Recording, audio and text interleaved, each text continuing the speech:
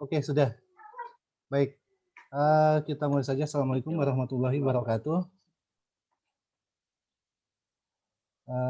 Di-unmute ya. Baik. Selamat pagi semuanya. Terima kasih kepada rekan-rekan yang sudah menyempatkan waktunya nih, di pagi ini Minggu gitu kan. Minggu biasanya ada aktivitas, apalagi yang kerja biasanya ada kebutuhan di Senin Jumat yang nggak bisa dilakuin, hari ini dilakukan, tapi rekan-rekan bisa menyempatkan untuk bisa ikut di IoT Enthusiast 2021 ini. Oke, saya overview dulu. Jadi slide-nya saya coba biar nanti rekan-rekan ada gambaran apa sih yang akan nanti kita diskusikan, dapatkan ya. Oke, kita lihat. Jadi nanti kita agendanya ini hanya sejarah singkat dulu terkait IoT, kemudian IoT yang kita harapkan seperti apa sih yang nanti karena ada yang mulai bosan dengan hobi IoT-nya, kemudian level kemana lagi harus lanjut gitu kan. Kemudian nanti ini hanya review, kemudian nanti kita lihat nih perkembangan IoT itu untuk saat ini seperti apa dan permintaan pasar seperti apa gitu kan, karena dari rekan-rekan kita juga ada yang sudah mulai IoT-nya ke entrepreneur kayak Mas bentar, Mas Indra ya, Mas Indra tadi kan udah ke tahap situ gitu kan. Kemudian nanti kita lihat juga contoh apa sih yang disebut smart di IoT itu gitu kan. Selama ini kita di project hobi itu hanya bergulir di itu saja gitu kan. Nah, nanti akan kita bahas sebetulnya masih luas yang disebut smart lingkupnya itu, mudah-mudahan nanti bisa jadi gambaran buat yang lain untuk mengembangkan IoT-nya ke tahap jenjang ke selanjutnya. Kemudian kita yang paling penting juga kita harus mengikuti IoT di industri gitu kan. Nanti siapa tahu rekan-rekan di sini juga ada yang entrepreneur untuk kebutuhan industri atau bahkan yang kerja di industri, karena nanti ini bisa meningkatkan produktivitas dan efisiensi tentunya. Kemudian nanti kita bahas sedikit 4 komponen IoT ini yang biasa rekan-rekan ketahui gitu kan. Nanti kita kebetulan saya ada beberapa komponen yang nanti kita selain di sini juga kita perlihatkan beberapa ya sampel-sampelnya. Kemudian perbandingan terkait device yang lain selain yang Arduino. Kemudian juga nanti terkait Raspberry ya. Nah, ini juga yang menarik yang sekarang sudah muncul itu LoRa. Teknologi LoRa seperti apa? Karena ini sebetulnya yang bisa meningkatkan daya jual IoT, karena IoT itu kalau untuk di industri masih mahal. Nah, akhirnya untuk menjawab itu infrastrukturnya bisa dialihkan dengan LoRa. Nanti kita bahas di sini berikut dengan gateway-nya. Kemudian masuk ke cloud data monitoringnya ya, data loggernya. Nanti kita lihat juga data loggernya seperti apa. Nah, itu nanti mungkin kurang lebih 1 jam ke depan. Nah, 1 jamnya nanti kita coba sama-sama overview IoT yang mulai dari yang sederhana gitu kan. Karena dari rekan-rekan juga ada yang baru mengenal gitu kan. Nanti kita sama-sama guide, kita pandu.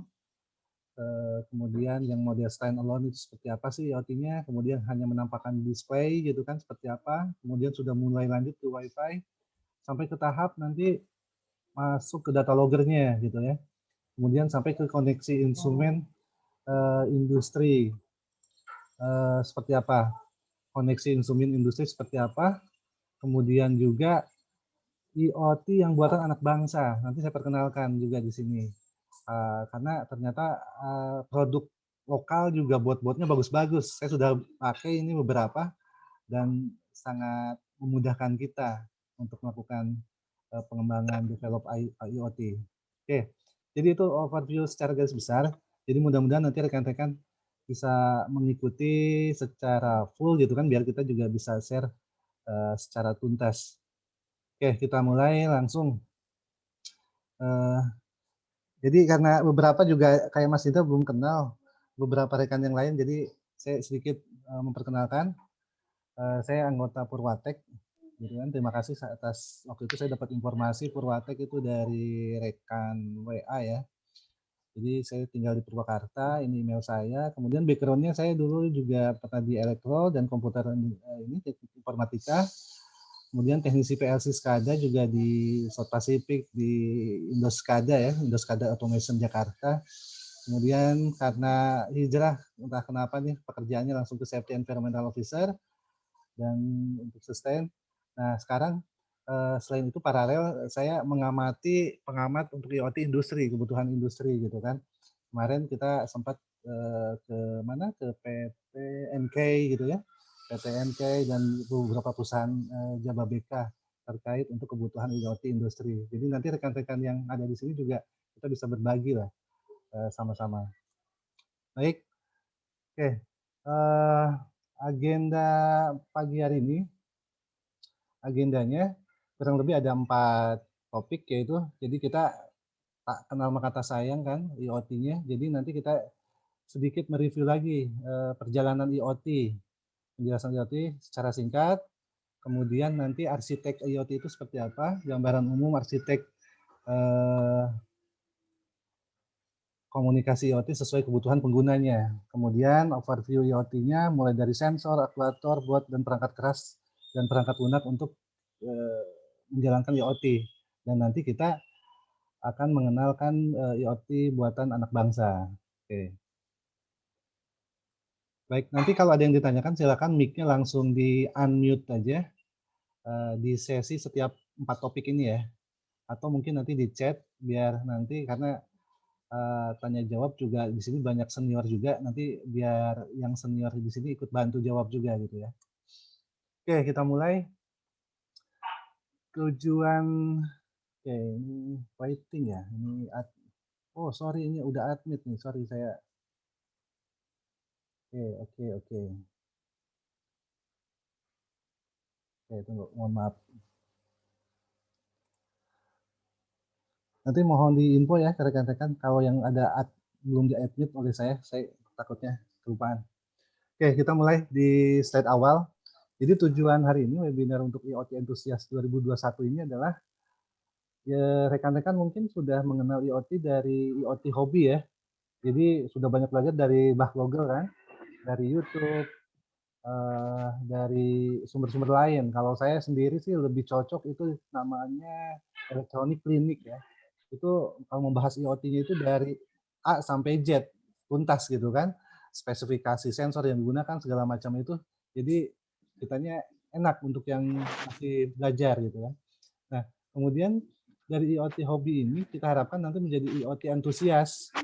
Jadi level hobi biasanya mengenal IoT, mencoba proyek-proyek IoT. Setelah itu kita membeli project, bosen dijual ke temennya gitu kan, atau dibiarkan gitu aja. Nah harapan kita dari level hobi ini bisa lanjut ke level entusias. Jadi menerapkan IoT-nya untuk kemudahan kegiatan sehari-hari. Contohnya kita juga ada informasi dari Kang Firdaus, ada satu rumah, dia itu tepatnya di Purwakarta ya, itu sudah level entusias. Kenapa? Karena sudah smart home. Di rumahnya itu untuk buka garasi aja udah tinggal pencet handphone, buka garasinya. Kemudian semua lampu di rumahnya udah nggak pakai stop kontak, tinggal pakai HP. Nah, jadi levelnya udah level entusias. Jadi menerapkan IoT untuk kemudahan kegiatan sehari-hari. Nah ini yang kita harapkan minimal kita udah levelnya naik nanti nih ke sini, bukan sekedar hobi. Karena kalau hobi gampang bosan kadang-kadang ya, kecuali hobi yang lain kali. Kalau IoT yang saya rasakan kalau kitanya nggak masuk ke level entusias, ini udah stuck aja kan. Nah kemudian yang diharapkan juga setelah entusias, ada rekan-rekan di sini kayak Mas Indra ini udah ke level selanjutnya bahkan ya ke entrepreneur. Sebelum entrepreneur ini ada level influencer, yaitu mengajak para IoT entusias mengenal IoT lebih dalam untuk menyelesaikan masalah. Jadi bukan masalah yang di rumah, tapi di lingkungan sekitar. Contoh misalnya, kita di tempat kita misalnya banyak farm ya, peternakan ayam gitu kan. Nah peternakan ayam itu kalau kita datangi itu pasti banyak masalah yang sifatnya serba manual. Mulai itu suhu, kandang ayamnya seperti apa yang harus disetting secara manual gitu kan. Nah itu kalau kita level influencer itu bisa mempengaruhi mereka, atau juga kita kayak hari ini nih saya coba menjadi seorang influencer gitu kan untuk mengajak rekan-rekan sekalian juga untuk bisa mengembangkan IoT khususnya di kota masing-masing gitu. Nah harapannya memang nanti karena kan kita juga nggak bohong ya orientasi terhadap uang gitu kan. Jadi diharapkan nanti bisa dimulai dari awal ini nanti bisa level ke entrepreneur, menjadi IoT maker, engineer, sales, atau developer, dan lainnya. Paling nggak nanti bisa main di situ gitu kan, tergantung kebutuhan rekan-rekan. Oke, kemudian, nah ini best practice untuk kesuksesan dimulai dari nol terkait IoT. Contoh lah ya, selama ini hobi kita itu bisa praktek workshopnya itu menggunakan sensor moisture untuk tanah ini kan. Kita coba, wah berhasil. Biasanya kalau udah berhasil seneng ya, apalagi udah kelihatan di serial monitor, di LCD keluar datanya. Selesai kan? Nah, coba kita masuk ke level entusias. Maksudnya kita aplikasikan di lingkungan sekitar. Misalnya kita nanam pohon apa nih, atau kita gabung dengan komunitas hidroponik. Di situ kita buatlah satu alat di komunitas hidroponik itu untuk melakukan otomatisasi hidroponik, mulai dari pupuk cairnya gitu kan, pH-nya, TDS-nya, parameter yang dibutuhkan untuk hidroponik. Kita bikin alat, kita tawarkan ke komunitas itu udah jadi entusias, kita jadi semangat gitu ya.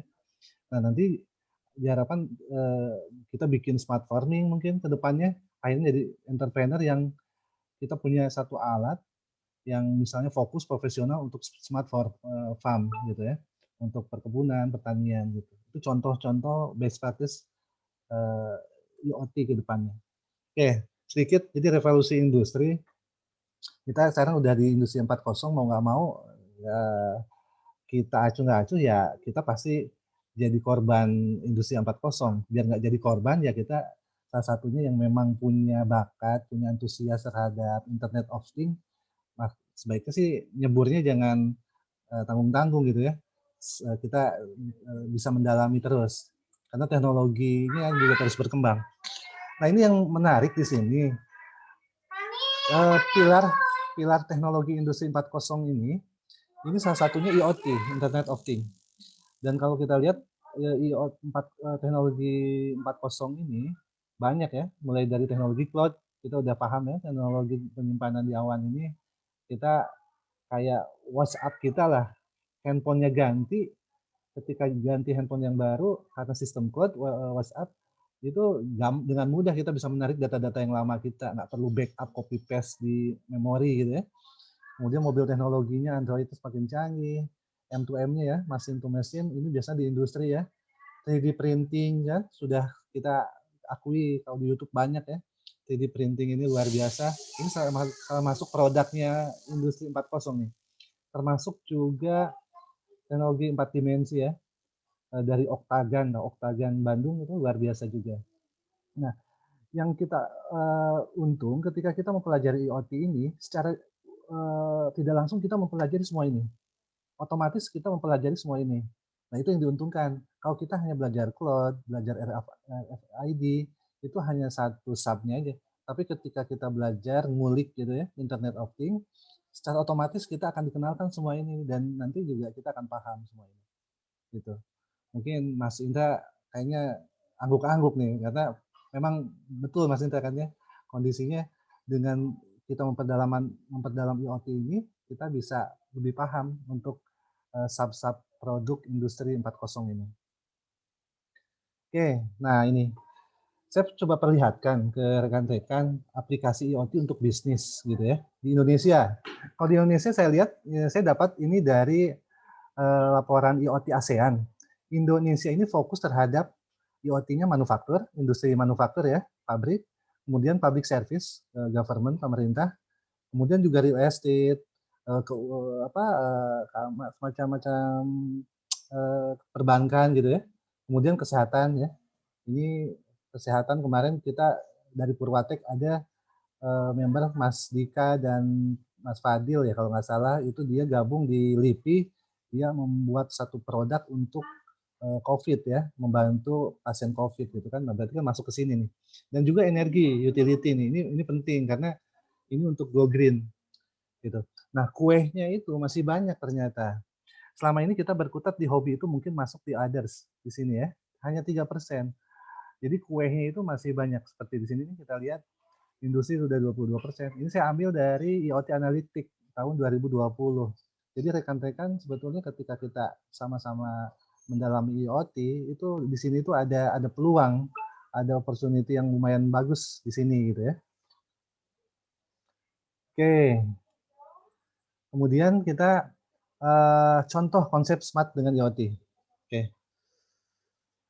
mohon maaf nih kalau saya penjelasannya sedikit agak buru-buru nih. Oke, saya coba lebih ini lagi. Oke, untuk konsep smart dengan IoT, selama ini nih, ini yang saya garis bawahi di sini ya. Ini yang biasa kita lakukan di project. Biasanya kalau kita lagi hobi nih, biasa kita udah nggak kenal nih. Kalau hobi biasanya coba-coba tuh pH meter atau apa kelembaban suhu gitu ya. Biasa main di sini kan environmental monitoring. Naik lagi ke cuaca gitu kan, monitoring cuaca. Atau coba ke ini tagihan listrik PLN kita nih, token listrik pengen diamati gitu ya. Kita pakai modul-modul IoT-nya gitu kan. Termasuk juga pemakaian air, pemakaian gas, smart bin. Nah, ini semua memang butuh sensor yang nanti di slide di depan kita sama-sama bahas. Nah, ternyata bicara smart itu banyak masih banyak porsinya di sini terkait dengan connected untuk lampu jalan gitu ya. Kemudian manajemen limbah kemarin kita sempat kumpul membicarakan smart bin ini ya. Jadi kita membayangkan di satu kota, di satu perumahan, ketika sampahnya udah mulai datang, itu mobil datang karena si mobil ini udah punya smartphone yang mengetahui di mana titik-titik sampah itu penuh gitu ya. Jadi dia ketika datang itu nggak akan menghampiri tempat sampah yang kosong. Tapi sayang kan operasional itu BBM, bensin, tenaga, waktu gitu ya. Tapi dengan smart bin kalau diaplikasikan di smart city gitu ya, itu mereka akan mengambil hanya di bak-bak sampah yang sudah penuh saja, yang telah penuh gitu kan. Nah itu kan menarik. Kemudian yang lainnya. Nah ini jadi sama ini kita di project hobi itu hanya berkutit kurang lebih 1, 2, 3, 4, 5. Padahal ketika kita mengembangkan ke antusias itu kita bisa dapatkan ini kita bisa bisa ambil kue-kue ini peluang-peluang yang bisa kita ambil di sini sebetulnya ketika kita sudah masuk ke level IoT-nya antusias levelnya ya. Oke, ini gambaran. Kebetulan saya tadi pemerhati IoT di industri gitu kan. Jadi mungkin rekan-rekan ada yang kerja di NK mungkin yang bikin pelek. Jadi di sana itu saya pernah berkunjung ke sana di PT NK, kemudian ada di Karawang di perusahaan apa ya, saya lupa namanya. Jadi dia pabrik otomotif, karyawannya hanya 8 orang. Sorry, karyawannya hanya 80 orang, mohon maaf. Pabriknya segitu gede ya, ternyata di dalam itu robot semua. Jadi 80 orang itu yang mengendalikan robot dan administrasi yang lainnya untuk menjalankan pabrik itu sebesar itu, mereka hanya butuh karyawan 80 orang. Nah, ini demand ini bisa jadi di mata nggak tahu berapa tahun ke depan juga pabrik-pabrik sudah menggunakan robot-robot untuk menjalankan tugasnya. Seperti pabrik di Karawang yang saya kunjungi itu 4 robot dikendalikan satu operator. Bayangkan dia untuk bikin chassisnya Mitsubishi Expander itu. Seperti itu. Ini gambarannya ya. Jadi kalau di industri itu ada beberapa yang sudah pakai robot. Jadi nanti operatornya itu hanya mengamati sebagai monitoring aja untuk menjalankannya dia juga tinggal perintahkan di mana di di komputer gitu. Oke, ini IoT milestone kita yang sudah dijelaskan kurang lebih. Mungkin sebelum kita lanjut ke IoT arsitektur, ada yang perlu di ini atau mungkin kita lanjut. Nanti kalau kita putus, kita pakai link yang sama ya. Jadi kalau ini karena dibatasi nih kita pakai Zoom-nya yang gratisan. Jadi kalau putus nanti silakan rekan-rekan untuk bisa masuk di link yang sama. Ya, untuk menghemat waktu mungkin karena udah setengah 11 juga, kita coba karena materinya nanti lebih perdalam di workshop untuk device IoT-nya ya. Oke, kita lanjut ya. Oke, kita lanjut di 4 komponen IoT gitu ya. Ini sisi saya ambil sederhananya sumbernya dari javapoint nih, .com, yaitu model arsitek IoT. Jadi kalau dilihat arsitektur untuk kalau kita mau mulai hobi nih, kita hobi untuk pertama kali, mungkin rekan-rekan juga setuju sama-sama yang dari nol ya IoT-nya, kita harus mengenal dulu nih sensor aktuator itu apa. Karena ini sebagai ibarat panca indera. Kalau kita nih manusia nih panca inderanya ini dibekali 5 panca indera. Nah, kita juga bicara IoT panca inderanya ini sensor. Sensor aktuatornya juga ya sebagai penggeraknya. Kemudian nanti masuklah ke device. Device di sini kalau ibarat manusia ini ya otak kita nih. Pikiran kita ini yang mengontrol semua aktivitas panca indera kita kan. Nah, device ini sangat penting kalau bicara IoT. Karena ini otaknya di sini nih, prosesornya. Berikut pengaturan sensor aktuator dan outputnya seperti apa nanti. Nah, nanti kemudian gateway penghubung. Penghubungnya tergantung kebutuhan ya, sejauh mana nih kebutuhannya. Kalau hanya untuk langsung ke PC sih mudah kan, tinggal komunikasi serial. Atau nanti kita pengennya hasil sensor kita misalnya suhu, kelembaban yang paling mudah gitu kan, bisa terlihat di handphone atau bisa terlihat di PC ketika atau bisa terlihat di PC kita di kantor misalnya gitu ya. Nah itu penghubungnya kita nanti perkenalkan gateway-nya sejauh mana teknologinya. Dan cloud, cloud ini lebih ke data logger, ke server IoT-nya ya. Nanti kita lihat yang berkembang saat ini lumayan banyak, tapi nanti dengan pengalaman yang ada, saya coba jelaskan yang biasa banyak orang pakai dan mudah ya, gitu. Oke ya, masuk ke ini tahap pertama nih, 4 komponen IoT, kita masuk ke sensor aktuator IoT ya. Jadi kalau kita tanya ke Mbah Google nih, kurang lebih sensor adalah perangkat yang digunakan untuk mendeteksi perubahan besaran fisik seperti tekanan, gaya, besaran listrik, cahaya, gerakan, kelembaban, suhu, kecepatan, fenomena-fenomena lingkungan lainnya, gitu ya. Jadi sensor di sini peranannya penting karena tadi ibarat kita manusia dibekali 5 panca indera. Nah, IoT juga inputannya itu harus ada. Kalau kita komputer, inputannya keyboard, mouse gitu ya, plotter gitu kan. Nah, kalau IoT bicaranya sensornya lebih ke sensor pasif, sensor aktif, atau sensor analog dan sensor digital. Kurang lebih dua itu. Sensor pasif. Sensor pasif itu biasanya ini ya, sensor yang tanpa harus dikasih catu daya dari luar gitu ya, dia sudah dengan karakteristik sensornya itu dia bisa mengeluarkan ini apa perubahan besaran. Contoh besaran apa? Probe suhu ya. Probe suhu nih itu hanya sebuah probe besi gitu kan. Tapi ketika dipanaskan dia nanti di output kabelnya itu bisa mengeluarkan data gitu ya. Ketika masuk ke boardnya itu antara 4 miliampere sampai 20 miliampere gitu kan. Atau juga apa semacam thermocouple kayak gitu ya. Kemudian kalau sensor aktif biasanya dia butuh catu daya dari eksternal dari luar dan ini biasanya ada komponen disertakan di dalamnya gitu ya. Contohnya pH meter, apalagi beberapa sensornya. Contoh di sini nih ada. Nah ini contohnya ini lebih ke sensor aktif ya. Dan juga nanti bisa dimasukkan ke sebagai apakah itu masuk sensor analog atau sensor digital. Kalau sensor digital nanti outputnya kan discrete ya, 1 0 aja kan, digital kan. Gate-nya 0 dan 1. Kemudian kalau sensor analog ya tadi sensor yang biasanya berupa nilai tegangan 4 miliampere sampai 20 miliampere yang nanti akan dikonversikan di skate-nya Arduino untuk diproses.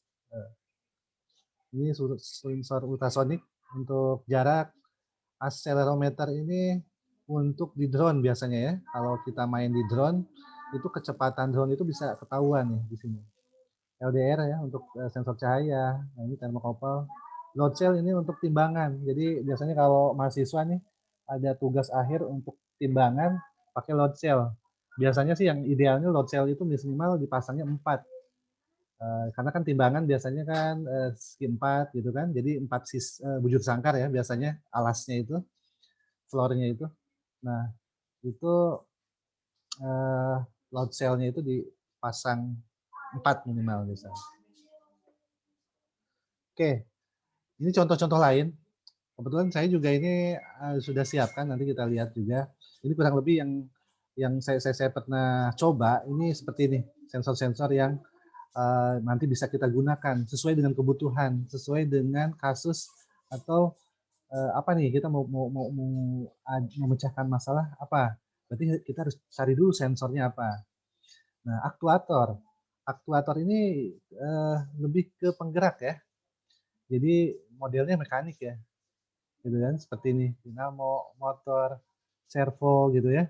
Mungkin rekan-rekan pernah dilihat di YouTube tuh IoT-nya menggunakan bekas-bekas drive C-nya komputer jadul ya, dibongkar gitu kan, kemudian jadi alat CNC ya, karena pakai modul IoT board stepper motor board itu ya, control board monitor untuk servo.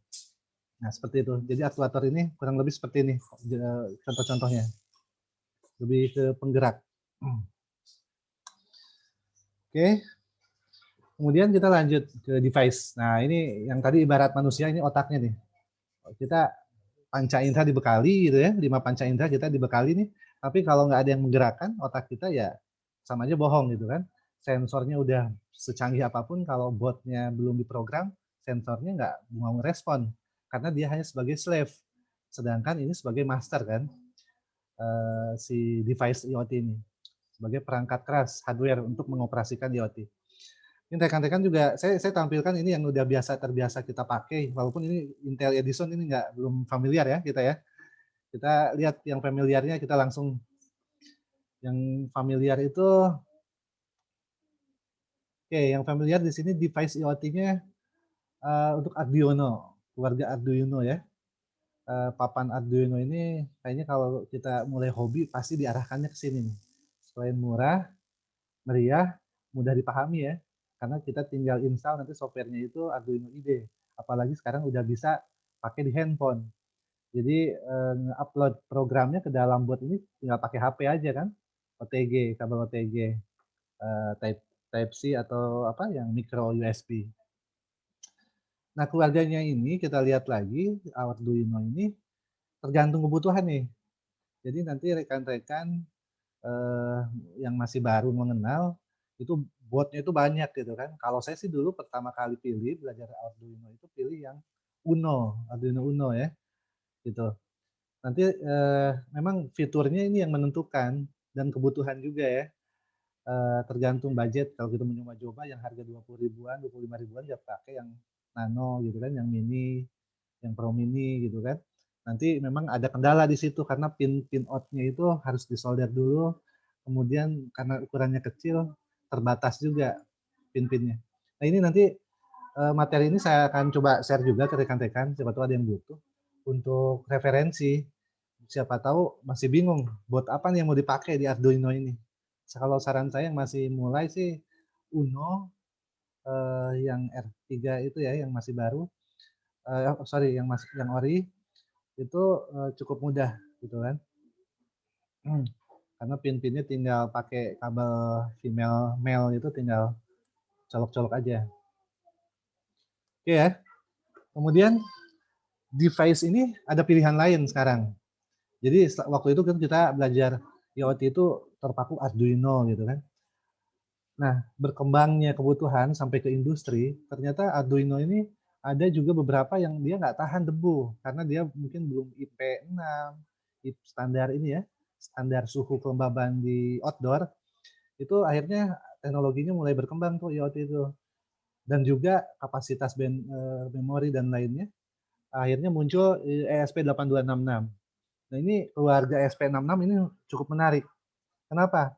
Biasanya kita di Arduino ini untuk mencoba suhu sensor, misalnya suhu kelembaban, dimasukkan ke sensor Arduino, kemudian kita masih butuh koneksi WiFi tambahan dan lain-lain gitu kan, sailboardnya gitu kan, untuk biar bisa WiFi-nya dipakai sehingga datanya bisa dikirim ke cloud. Nah, ini menarik di ESP ini, karena ESP sudah ditanam Wi-Fi-nya. Sehingga di program Arduino Sketch ID-nya, di program bootloader-nya ini, kita udah bisa ngatur Wi-Fi untuk mengirim datanya ke cloud. Jadi rekan-rekan silakan yang masih nanti mau coba, yang masih belajar, untuk bisa mengulik ini nih, ESP8266. Gitu.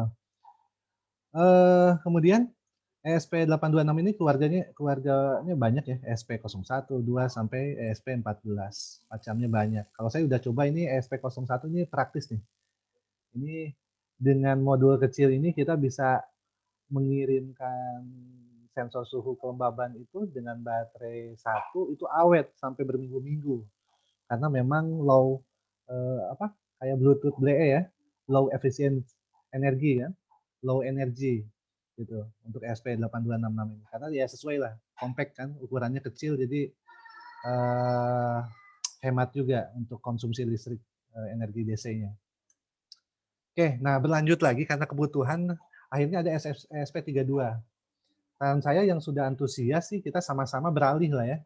Bukan ke Arduino lagi, ke ESP8266, tapi bisa ke development ini, ESP32. Karena bot ini cukup menarik. Pin-pinnya lebih banyak, GPIO-nya ya. Global, saya lupa GPIO apa. Global untuk in-out-nya ya, in-out-nya itu.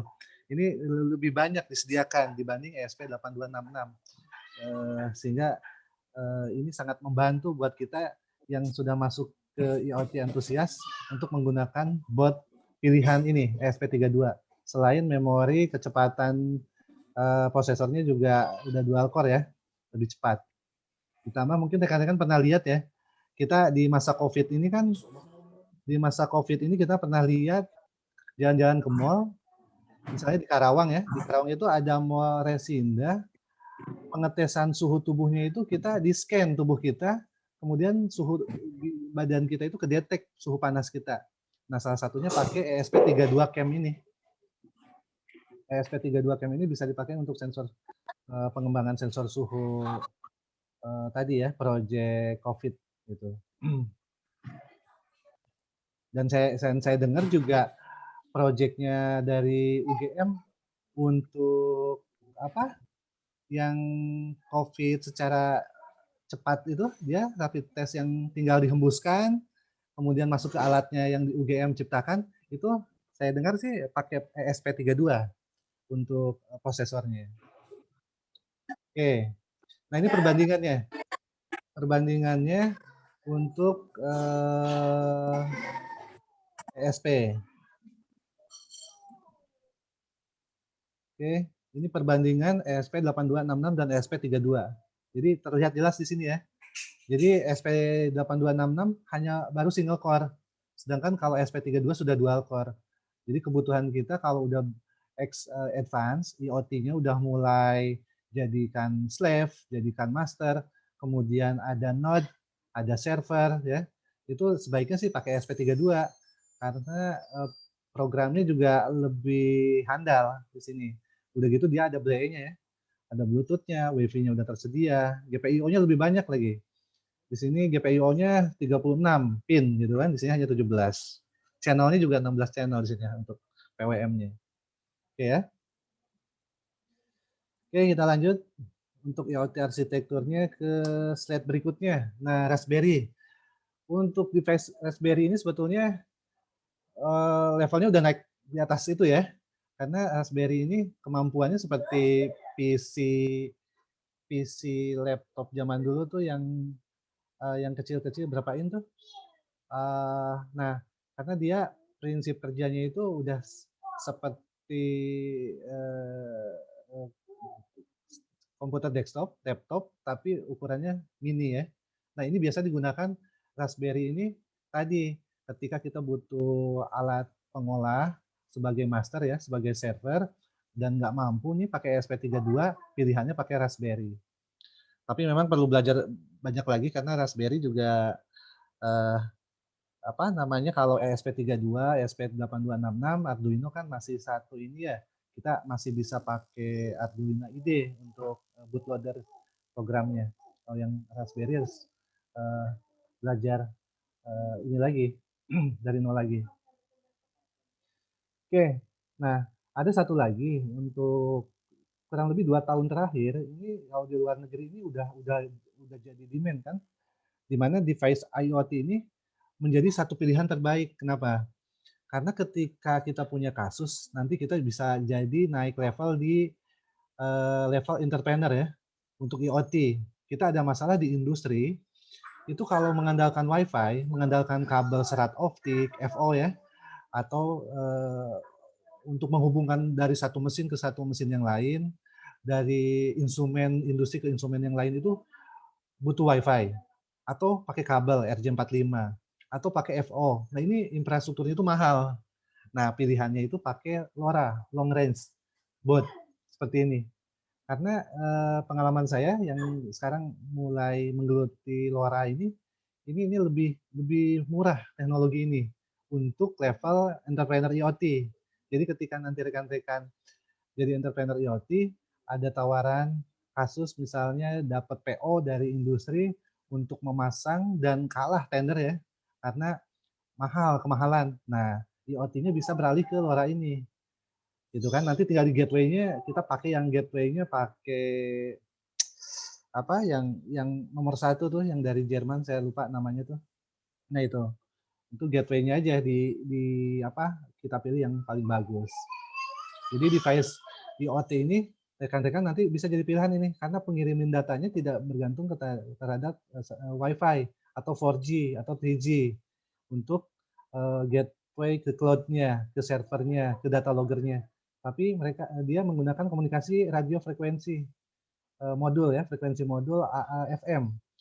Yang diizinkan di Indonesia terakhir sih 433 sudah diizinkan terakhir kemarin ya oleh Puspotel itu ya. Untuk yang sebelumnya yang pertama diizinkan itu di gelombang 925 MHz. Jadi kalau mau coba yang main di 920, 925 MHz saja modulnya. Karena itu sudah dapat izin dari Dinas Telekomunikasi. Ya ini contoh-contohnya, ini yang paling simpel, node ya. Kalau istilah di LoRa ini node dan server. Ini node ini yang dipasang, jadi sensor masuk ke sini, dia ngirim data menggunakan radio frekuensi, nanti di servernya diterima, masuk ke data logger, lihat di PC.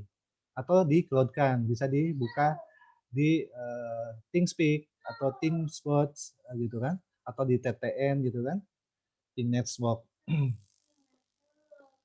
Oke. Oke, kemudian kita masuk ke device IoT. Nah, ini sebetulnya pendukung ya, lebih ke pendukung, breakout atau Sealbot. Jadi ada beberapa ketika kita punya project dan menggunakan bot yang kayak tadi Arduino ya. Ada kasus misalnya contoh di sini ketika kita membuat project pakai Arduino. Nah, datanya itu maunya disimpan di MMC.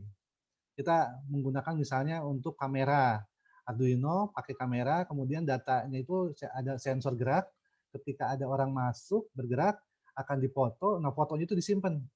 Nah disimpannya maunya di MMC. Nah berarti kan butuh Sealbot-nya ya. Nah ini pakailah micro SD bot kayak gini. Jadi untuk menyimpan data dari project kita. Ini banyak tutorialnya di elektronik klinik itu banyak, ada jelas. Kemudian juga contoh SCP-8266 pin-pinnya ini kadang susah koneksi ke kabel female male-nya kan. Tinggal dikoneksikan di sini 8266-nya kita bisa gunakan yang pin-pinnya gitu ya. Karena biasanya kalau kita udah mulai pakai box udah ribet tuh. Kabel-kabel berseliweran kan. Kalau pakai ini kan lebih rapi gitu. Kemudian ini contoh yang lain DF player mini ya. Oke. DF Player Mini ini contohnya kalau kita punya project tempat sampah contohnya, tempat sampah pintar ya. Tempat sampah pintar itu ketika ada orang mau buang sampah mendekati tempat sampah, si tempat sampah itu membuka tutup tempat sampahnya sambil ngomong, silakan buang sampah gitu ya. Nah, itu berarti kan ada suara bisa disimpan di situ. Nah, nanti pakai DF Player ini. Jadi kita rekam suara kita di MMC, simpan di MMC format MP3-nya. nanti ini akan sesuai dengan script yang dibuat, dia akan play play suara kita itu akan di-play sesuai kebutuhan. Contohnya kayak tadi, ketika kita membuka pintu, pintu itu ketika dibuka ada orang ngomong, "Selamat datang," gitu kan. Nah, itu bisa pakai DF layer ini. Kalau stepper motor ini biasanya untuk proyek CNC ya, robot-robot ini, misalnya kita mau, bikin graving, jadi motor-motor stepper, CNC project lah, ini bisa disandingkan dengan Arduino, karena akan mengatur konfigurasi aksis, XYZ aksis ya, ininya, koordinat dari motor pergerakannya. Ini bisa pakai stepper motor. Sama juga Arduino ketika akan berkomunikasi dengan jaringan LAN, internet, dengan router, itu kondisinya kan si botnya itu belum tersedia ya, RJ45. Nah, ini bisa disandingkan pakai ini, TCP/IP bot ini. Jadi nanti Arduino-nya udah pakai RJ45, bisa terhubung, ngobrol dengan perangkat lainnya via router mungkin, asal jaringannya sama, jaringan LAN-nya. Kemudian relay ini udah pasti ya, ini untuk smart home. Ketika kita pakai ini, nanti bisa menggunakan relay control board ini. Oke, kemudian juga ini sama, LoRa juga ada boardnya, dan untuk Bluetooth low energy ini ya, kalau memang komunikasinya bisa ada pilihan untuk menggunakan Bluetooth. Oke, ini ada berapa lagi? Oh, masih. Oke, sebelum lanjut mungkin rekan-rekan ada yang ditanyakan? Silakan di ini apa kalau ada yang ditanyakan di unmute aja mic-nya yang pakai HP, yang pakai PC, yang pakai laptop. Silakan sebelum kita lanjut.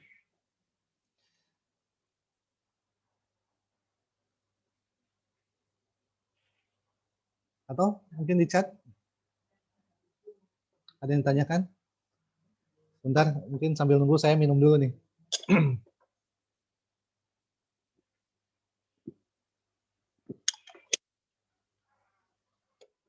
Oke, lanjut ya. Mohon maaf, ini tadi saya settingan memang Zoom ini 40 menit, tapi belum di-cut ya. Belum cut ya, mungkin karena masih nggak tahu nih, biasanya suka nge-cut ada informasi ini masih Zoom-nya masih lanjut, jadi mudah-mudahan masih cukup lah. Kalaupun nanti kepotong, nanti bisa menggunakan link yang sama. Oke ya, kita lanjut kalau gitu. Kita masuk ke IoT Gateway. Nah, ini sebagai penghubung untuk Internet of Things. IoT Gateway ini sangat kita butuhkan ketika kita masuk ke level IoT enthusiast, IoT influencer, IoT entrepreneur. Jadi nanti kita akan dihadapkan sensor-sensor kita ini harus bisa tertampil di mana saja gitu kan. Jadi ketika alatnya dipasang di kota A, kita bisa amati hasil sensornya itu, parameter-parameter yang diukur oleh sensor itu, karakternya itu ketika kita ada di kota B, kita lagi di kota C gitu ya. Nah, ini kita butuh alat penghubung seperti itu. Jadi pilihannya ada 3G gateway-nya ya, untuk biasanya ini pakai SIM card. Ini juga sama 4G GSM ini pakai SIM card. Kemudian, nah ini yang menarik, tadi saya sudah jelaskan, di LoRa long range ini dia pakai frekuensi, jadi dia low budget. Dia pakai gateway, contohnya kalau di industri panel listrik itu pengen dimonitor pemakaiannya gitu ya. Nah, nanti pakai LoRa ini nggak harus pakai kabel, nggak harus pakai fiber optik, mahal gitu ya. Ini tinggal kirim data, diterima di gateway-nya. Nah, gateway-nya ini masuk ke router, masuk ke internet, nanti diatur konfigurasinya. Sehingga ujung-ujungnya kita bisa mengamati pemakaian listrik di satu perusahaan ketika si pegawainya itu lagi keluar kota. Atau bahkan misalnya dia keluar negeri, yang punya pabrik pengen tahu nih pemakaian listrik di gedung ABS, di gedung produksinya itu berapa banyak hari ini. Nanti bisa dilihat, tinggal buka internet, buka IP address-nya, yang sudah disetting, udah tinggal bisa dilihat gitu ya. Itu fungsi jadi penghubung IoT Gateway ini. Oke, kemudian IoT server nanti, nah ini pilihan ya, IoT server cloud untuk sekarang ini banyak pilihan. Pilihannya bisa pakai Blink untuk kalau kita mau mengamatinya di handphone. Tinggal install di Android, Blink, nanti kita tinggal setting. Nanti mungkin di seminar berikutnya kita akan coba sama-sama menggunakan Blink ini. Atau mungkin rekan-rekan sudah mencoba ya, karena ini sangat mudah juga. Banyak tutorialnya di YouTube, di Google, untuk menggunakan, ketika kita menggunakan alat memasang sensor, menggunakan device IoT, kemudian diamati di handphone. Jadi alatnya di mana, kita di mana, bisa diamati di handphone. Kemudian ada lagi yang lebih ini lagi di PC ya, cloud, sistem cloud pakai ThingSpeak. Ini yang banyak dipakai oleh proyek-proyek mahasiswa. Sebagian industri kecil juga sudah menggunakan ThingSpeak cloud ThingSpeak ini. Untuk tahap ini, untuk LoRa itu biasanya pakai The Thing Network TTN ini ya. Karena di sini ini sedikit berbeda, kalau ini frekuensinya itu modulasi ya, jadi harus pakai server LoRa, kemudian dihubungkan ke Thing Network, barulah bisa diamati juga, sama halnya dengan Blink dan ThingSpeak. Kebetulan saya sudah coba semuanya dan berjalan dengan baik dan sangat memudahkan. Tapi kalau saya sih rekomendasi rekan-rekan pakai yang ini nih, TTN ya, LoRa ini. Karena ya tadi infrastruktur pengembangannya sangat murah, maintenance-nya juga sangat gampang gitu. Dibanding kalau pakai kabel fiber optik gitu ya. Ketika ada kendala agak susah. Oke. Kemudian, nah ini contoh untuk IoT servernya ya. Rekan-rekan mungkin pernah mengenal, jadi nanti ini sesuatu, kalau tadi kita mengandalkan di sini itu cloud. Jadi servernya itu kita mengakses lewat internet. Nah kalau ini sesuatu yang diinstal di PC kita. Tapi nanti bisa di-cloud-kan, tapi servernya tetap di PC kita gitu ya. Server sensor, kita banyak sensor, misalnya ada 30 sensor di perusahaan misalnya kan. Kemudian itu terhubung di PC, nah PC-nya baru masuk ke internet, bisa di-cloud-kan menggunakan cloud ini. Nah, tapi di PC-nya sendiri kalau kita mau punya server sendiri, pilihannya bisa pakai yang gratisan nih, Node-RED, MQTT ini sih berbayar ya. ThingSpeak, ThingsBot. ThingsBot ini bisa offline. Ini menarik karena kenapa? Di sini kita dengan mudah nggak harus belajar pemrograman Java, Python, pemrograman web. Kita cukup belajar ini untuk kebutuhan IoT itu ini cukup paham karena nanti sifatnya itu wizard kan. Jadi nggak banyak coding untuk bikin dashboard. Untuk bikin dashboard secanggih ini, itu kita nggak harus paham dulu pemrograman, tapi cukup memahami dokumentasi ThingsBot, MQTT Notes, udah. Apalagi ini tutorialnya juga udah banyak di YouTube. Gitu. Oke. Kemudian, nah, oke. Kita masuk ke overview, ini lebih ke workshop ya.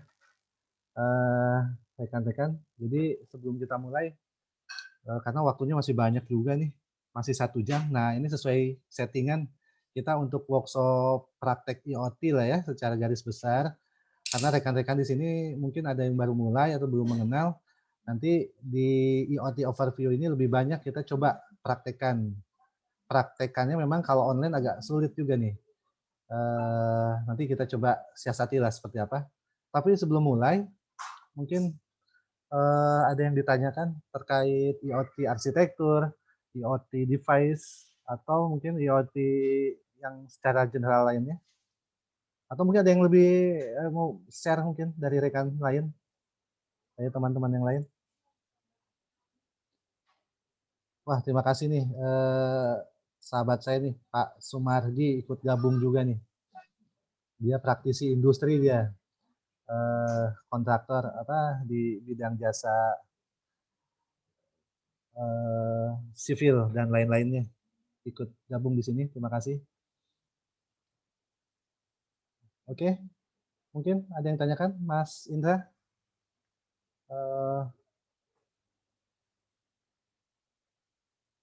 Cukup? Oke, kita mulai. Kalau tidak ada, kita lanjut. Mas Firdaus, ada yang tanyakan? Ya, ya ini Kak Andri. Ya. Mungkin saya mau menanyakan tentang mengenai LoRa. LoRa ya, LoRa. Saya tertarik banget dengan LoRa ini. Oke. Long range ya, LoRa. Mungkin ya ingin mengenal lebih jauh juga mengenai LoRa ini. Baik. Tadi kata Kak Andri sendiri, bisa ya fungsi dan ininya tuh itu bisa menggantikan apa kabel itu. Jadi tanpa kabel ini lagi apa? Wireless-nya ya. Kabel WiFi apa? Ya, gimana komunikasinya ya? Ya wireless-nya itu. Lebih Baik. tertarik banget dengan LoRa ini. Baik. Ya, komunikasinya. Baik, paham. Baik, Bisa minta diperjelas lagi? Baik, saya lebih Pak. tertarik. Ya, Baik, Pak Firdaus. Baik, terima kasih Pak Fir. Saya coba share sebentar nih, saya agak tag juga nih pakai Zoom, saya biasa pakai Teams. Bentar, saya mau nunjukin tapi bentar. Oke, kalau saya nunjukin komponen nih, sebentar.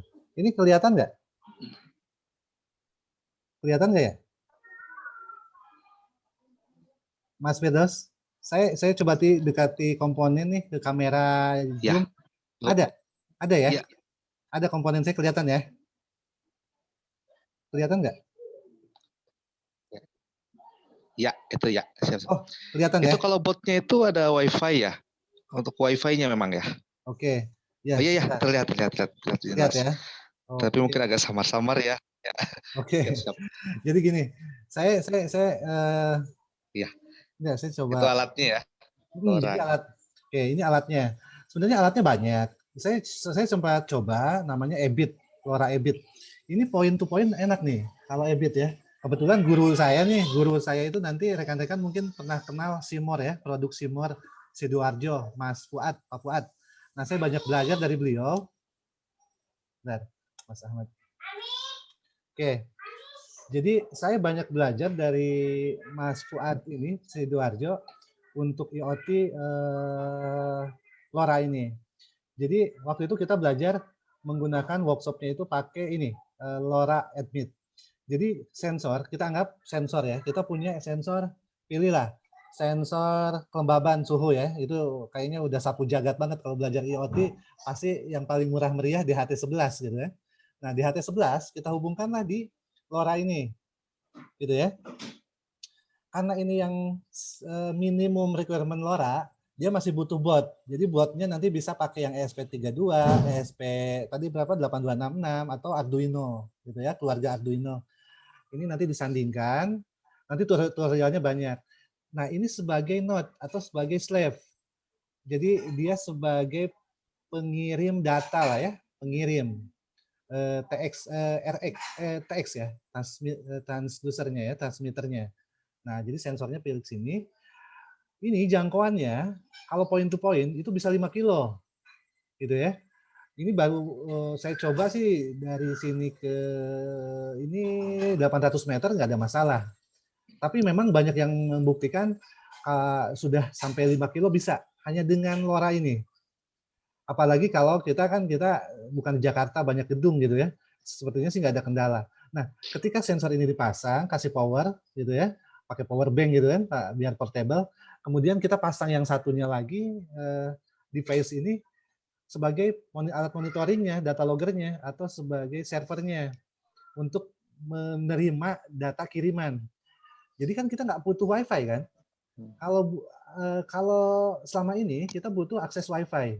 Nah, WiFi sendiri kan infrastrukturnya kalau misalnya kita lagi bangun sensor ini di mana misalnya kita dapat proyek untuk di perkebunan misalnya gitu kan, di pertanian. Mana ada gitu kan di sawah ada sinyal WiFi. Nah, ini jadi pilihan terbaik LoRa ini. Karena nanti datanya itu nggak butuh data paket GSM 4G, 3G, kita isi paket, ngisi pulsa gitu ya. kita cukup dengan frekuensi ini jadi internet gateway, karena gateway-nya sendiri satu ini itu bisa menerima tergantung spesifikasinya. Kalau ini hanya satu nih, kebetulan yang EBIT satu. Tapi saya unjukkan. Ini ada, kelihatan ya? Kelihatan, Mas Fir? Nah, yang ini bisa lebih banyak. Lumayan besar itu ya. Ini jadi gini.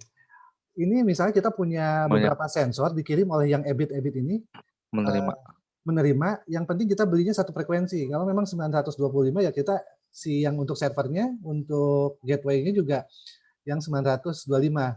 Nah, ini nanti jadi server, kemudian terhubunglah ke PC, nanti pakai TTN tadi. Kita nggak harus belajar program, kita cukup download ThinkBots. ThinkBots itu bisa untuk kebutuhan ini, jadi di PC. Nanti bisa diamati tuh hasil-hasil pembacaan sensor dengan jarak 1 kilo misalnya ya. Sensornya di mana 1 kilo, kita di sini bisa diamati tanpa menggunakan WiFi, tanpa menggunakan data GSM, tanpa menggunakan 4G gitu ya, 3G, tanpa harus mengisi pulsa gitu. Jadi gambarannya seperti itu. Nah, kebetulan saya sendiri karena sekarang lagi minat, antusias dengan LoRa ini, saya menggunakan produk buatan Indonesia, namanya KM MAPI 32. MAPI 32 nanti di slide. Nah ini saya unjukkan dulu botnya. Nah ini, lihat di slide ada ya. MAPI nih, ada ya modelnya. Slide saya tampil nggak? Keluar ya? Belum. Oh belum ya? Belum keluar ya. Ada? Belum. Masih screen sharing. Oh gitu. IoT Dev Bot. Iya. Bot. Nah ini saya pakai bot. Iya baru keluar ya. Oke, ini saya pakai KM-Tech. Nah, ini saya pakai ini untuk sebagai servernya. Jadi tadi yang kecil-kecil ini sebagai ngirim data dari sensor, ngirim ke sini. Produk KM-Tech ini saya pakai aplikasikan untuk servernya. Jadi server LoRa-nya ini, KM-Tech ini, kemudian node-nya ini. Jadi ini jangkauannya bisa 5 kilo. Kebetulan MAPI 32 ini di Gunung Kidul sana di Jogja sudah di trial. Bisa silakan buka websitenya KM-Tech. Waduh, saya jadi promo juga nih. Kebetulan di sana banyak teman-teman saya yang mereka bukan ini saja sudah jadi entrepreneur IoT ya. Mereka mengeluarkan satu produk MAPI 32 botnya itu seperti yang ada di layar KM-Tech ininya. Nah, ini bisa ngobrol nih sensor-sensor ini seperti itu. Karena saya servernya buat dari KM-Tech, kemudian node-nya yang murah meriah kita pakai yang simple aja gitu. Oke, penjelasan gitu aja. Mungkin nanti Mas Firdaus ini kita kalau orang yang kecil-kecil itu Oke. Gimana? Oh iya. Itu maaf kalau yang LoRa yang kecil-kecil itu dua itu berarti RXTX ya, penerima dan pengirim data gitu ya. Betul. Jadi bisa dikondisikan nanti. Jadi pasangan satu pasangan kecil itu? Ya. LoRa itu RXTX. Betul. Channelnya nanti tuh. Betul. Nah ada. RXTX betul ya.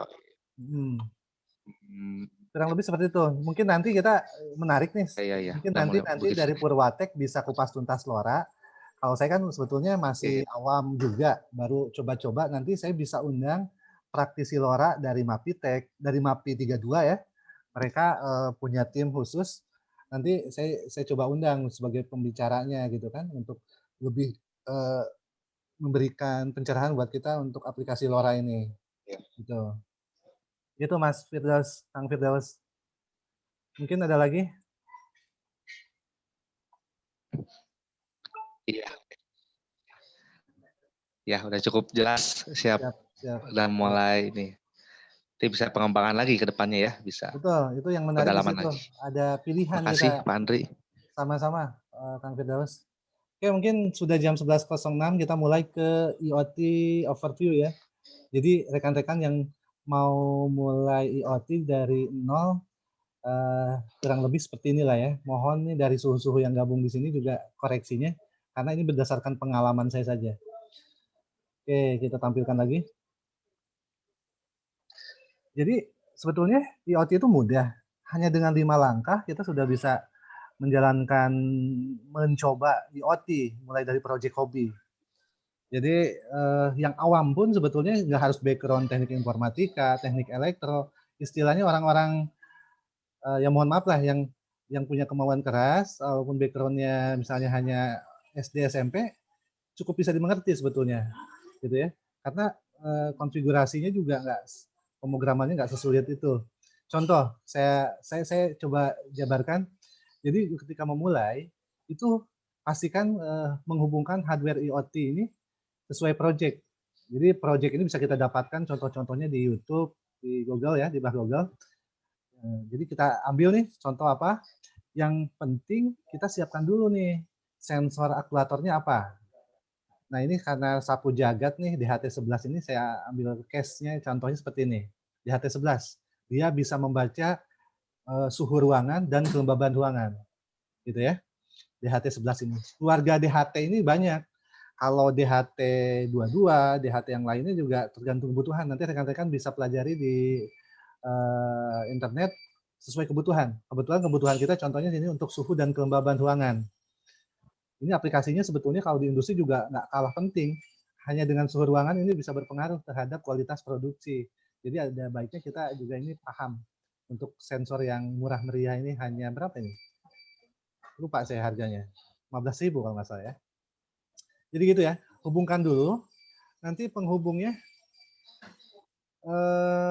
Mas Firdaus, kalau saya menunjukkan sesuatu dengan slide gini kelihatan nggak? Nggak kelihatan ya?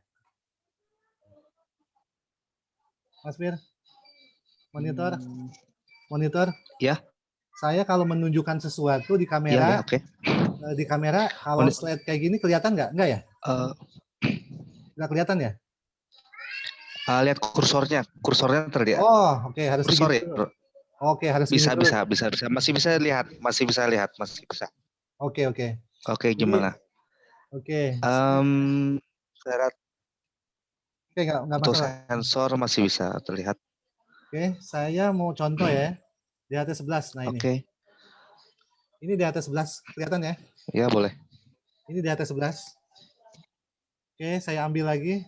Ya, cukup. Nah, kelihatan ya? Oke, saya contoh ambil bot SP3 Lolin ya. DHT11, ya. Nah ini. Kita biar sesuai dengan slide deh. Saya ambil yang Arduino Uno. Nah, Arduino Uno, kemudian kita siapkan sensor, kemudian kita cari di Google untuk konfigurasi rangkaiannya, kemudian kita rangkai pakai breadboard ya, pakai breadboard ini, kemudian pasang pakai kabel ini, kabel female and male, kabel ini untuk project. Nah kita coba langkah pertama ini kita rangkai, oke. Kemudian, nah setelah ini disiapkan, kita rangkai, oke. Kita rangkai, kemudian saya balik ke slide dulu. Kita balik ke slide. Nah, poin kedua, tulis kode dan upload program ke botnya. Jadi colokan si bot Arduino ini kabelnya ke dalam USB PC atau laptop, kemudian kita sudah install ya. Di sini kondisinya kita sudah install Arduino IDE. Arduino IDE-nya sudah diinstal. Mungkin rekan-rekan ada yang sudah menggunakan pakai handphone, nggak ada masalah ya. Kalau ini pakai PC. Nah, setelah itu yang paling penting adalah gini. Atur library. Oke. Yang paling penting adalah semua sensor apapun itu, DHT11, sensor suhu, sensor pH, TDS, pokoknya semua sensor itu harus didaftarkan library-nya. Gitu ya. Jadi nanti di Arduino IDE-nya itu pastikan library-nya itu sudah ada. Di HT11 ya nanti tinggal ada di menu library manager, library manage gitu kan, itu tinggal dibuka, cari di HT11, itu harus diinstal dulu, harus masuk dulu ke PC kita. Kenapa? Karena semua sensor itu bisa terhubung ke boardnya Arduino Uno, ke ESP82, ke mana, ke LoRa, itu ketika library-nya sudah dikenal, perpustakaannya, istilahnya kalau di Windows itu DLL-nya lah ya, file DLL-nya ya. Nah, kalau di Arduino ini library-nya istilahnya. Nah, kemudian set port address board-nya itu. Daftar dulu gitu ya. Oke, sudah terdaftar. Jadi alat inputan sensornya itu daftarkan dulu dengan firmware-nya lah, software. Si sensor kan punya, dia butuh perintah-perintah basic. Kita kan nggak punya kemampuan, bisa mohon maaf ya. Kita nggak ada waktu untuk belajar Python, JavaScript, bahasa C gitu ya, untuk mengatur konfigurasi sensor ini. Kita cukup ambil aja library-nya, karena di library ini kemampuan programmer bahasa assemblernya itu untuk menggunakan sensor ini sudah tinggal kita download library tanpa harus belajar banyak Python, bahasa C, itu udah aman untuk kita yang istilahnya awam, langsung baru mengenal IoT gitu ya. Kita cukup download library-nya, install di Arduino IDE, selesai. Kemudian kita pastikan address port-nya ini untuk boardnya terpasang. Jadi caranya sih biasanya di konsol panel, di Windows, diklik konsol panel, nanti masuk tuh boardnya ini yang Arduino terpasang di port berapa, port 3, port 6, terserah. Nah, itu harus diatur. Oh, ternyata terdeteksi di PC port 6, ya udah kita atur di port 6. Gitu ya. Mungkin oke. Kemudian jangan lupa juga upload speed-nya itu di angka ini biasanya ya, disesuaikan. Kemudian baru lakukan upload codingnya. Nah, nanti berhasil tidaknya dilihat di serial monitor yang ada di Arduino IDE. Nanti akan tampil seperti ini. Kalau berhasil, ini langsung muncul kelembaban udara, tergantung copy paste sketch yang kita ambil dari Google ya. Karena kan kita mau belajar cepat nih gitu ya. Orang awam mau belajar cepat IoT, ya udah kita belajar dari Google, cari DLL-nya, sketch-nya, udah satu paket, siapkan 5 langkah ini, lakukan, nanti ujung-ujungnya kita cek di serial monitor, tampil seperti ini. Ini untuk yang pemula ini udah sangat senang. Kenapa? Ternyata suhu ruangan saya itu segini ya, kelembabannya segini gitu. Tapi akhirnya setelah itu kita akan kurang puas. Kenapa? Karena hanya bisa dilihat di PC. Padahal kita maunya bisa dilihat di HP, bisa dilihat di mana saja, karena itu fungsi IoT kan. Nah, itu kita lanjut ke slide berikutnya. Oke, kayak gini ya. Nah, ini model standalone ya. Standalone tuh dia sensor, masuk ke boardnya IoT, masuk ke PC, dimasukkan upload programnya, dimonitor di Arduino IDE ini, gitu kan. Nanti muncul di menu serial ini, serial monitor, serial monitor diklik akan muncul seperti ini. Nah, ini standalone kan. Kita mengamatinya ini masih jaraknya kayaknya kalau di PC ya. Betul, karena kalau bicara IoT itu kan kayaknya ini masih dangkal gitu ya. Tapi memang seperti ini di awal pasti semua yang IoT fleksibel ya. IoT advance juga diawali dengan ini dulu basicnya gitu kan. Nah, barulah mulai kita tahap misalnya kita kurang puas kok hanya melihat kita mau membuat satu alat itu akan portable tapi nggak harus buka PC gitu kan. Kita maunya tertampil di LCD. Nah, ini udah masuk ke IoT-nya lebih ke display. Nah, ini sketch ini bisa diatur banyak. Hanya yang perlu diperhatikan ketika kita misalnya menggunakan sensor moisture ya, ini kelembaban tanah, misalnya tekanan angin, kayak gini ya, pressure sensor, sensor suhu tadi. Nah, masuk ke board ini atau pakai board LoRa, itu kita mau tampilkan di LCD, ini yang perlu diperhatikan selain codingnya, pastikan nanti rekan-rekan itu ketika menggunakan LCD ini jangan menggunakan LCD ini saja, tapi pakai modul I2C ya, I2C-nya ini. Karena contoh ya, saya mau perlihatkan LCD. Ini tampil LCD di kamera saya ya. Tampil ya? Sudah tampil belum? Ya. Oke. Ya. Kalau sudah tampil. Kelihatan jelas. Oke. Nah, ini kita lihat. Ini ada pin-pin kaki. Pin-pin kaki ini yang bikin ribet ketika kita mau mencoba menampilkan data sensor menggunakan bot IoT, device IoT ke dalam display. Ini kaki-kaki ini akan ribet gitu ya. Di botnya ini kabel banyak. Udah gitu konektivitas koneksi dari kabel male female ini juga akan membuat kadang-kadang loh kok IoT saya di display nggak tampil padahal hanya gara-gara kabelnya itu kurang masuk. Nah, saran saya, pengalaman saya nanti gunakan I2C ini. Jadi nanti dari banyak kabel ini nanti rekan-rekan hanya cukup menggunakan 4 kabel ini. Jadi kabel ini itu hanya keluarnya tegangan positif, tegangan negatif 3 volt gitu kan. Kemudian nanti di bot device itu ada yang tulisannya SCL, SDA ya. Biasanya D1 ya. Nah, jadi nanti ada di botnya itu ada tulisannya biasanya SDA, SCL, tinggal koneksikan. Sudah, nanti tampilannya ini sudah muncul. Gitu. Jadi cukup mudah menggunakan LCD kalau sudah menggunakan I2C ini.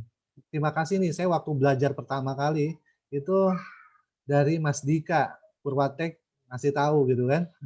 Alhamdulillah ternyata dengan I2C ini lebih mudah. Pengalaman saya dengan ini udah nggak ada kendala lagi nih mengatur-ngatur LCD 16x2, 20x2 dan LCD yang lainnya itu. Gitu. Oke.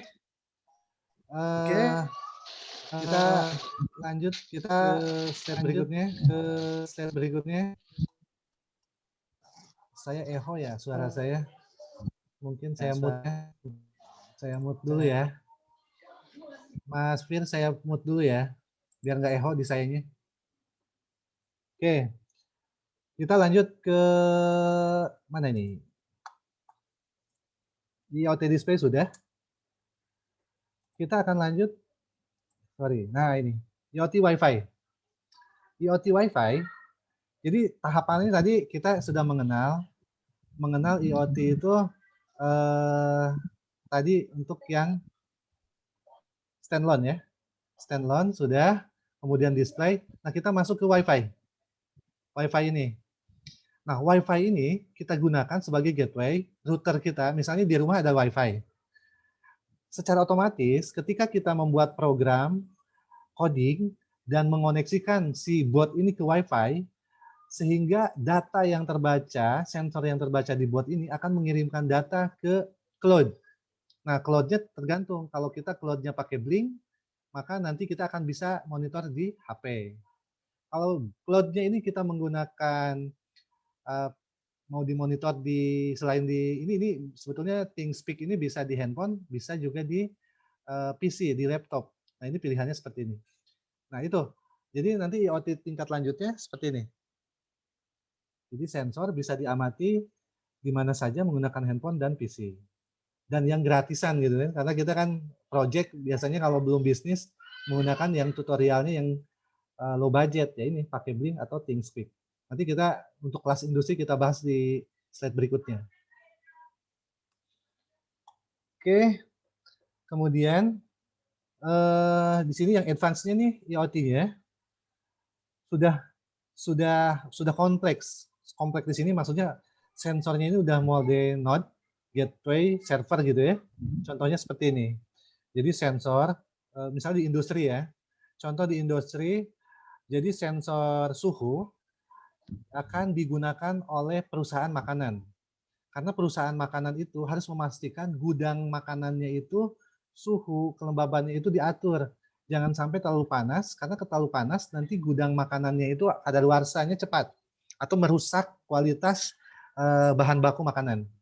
Nah, itu sensornya dipakailah di ruangan gudang bahan baku pabrik makanan, misalnya Indofood lah ya. Indofood menggunakan sensor ini di ruangan bumbunya. Karena kalau ruangan bumbu itu terlalu panas, kelembabannya tinggi, bumbunya itu akan menggumpal. Kayak semen jadinya kan, nggak bisa dipakai. Nah, pasanglah sensor ini sebagai node gitu ya. Nah, dikirimlah menggunakan kalau di sini XB ya, pakai WiFi atau pakai LoRa nanti, ini akan mengirimkan ke server. Nah, server ini sebagai master, ini sebagai slave tadi ya, node atau slave, mengirimkan. Nah, ini sensor ini tidak hanya satu, bisa jadi nanti di mesin yang lain, di gudang yang lain, sensor yang beda itu bisa terhubung ke master ini, ke server. Nah, server ini nanti botnya yang canggih lah. Kita pakai Raspberry, kita pakai yang brand, kalau LoRa pakai brand-brand yang yang pabrikan lah ya.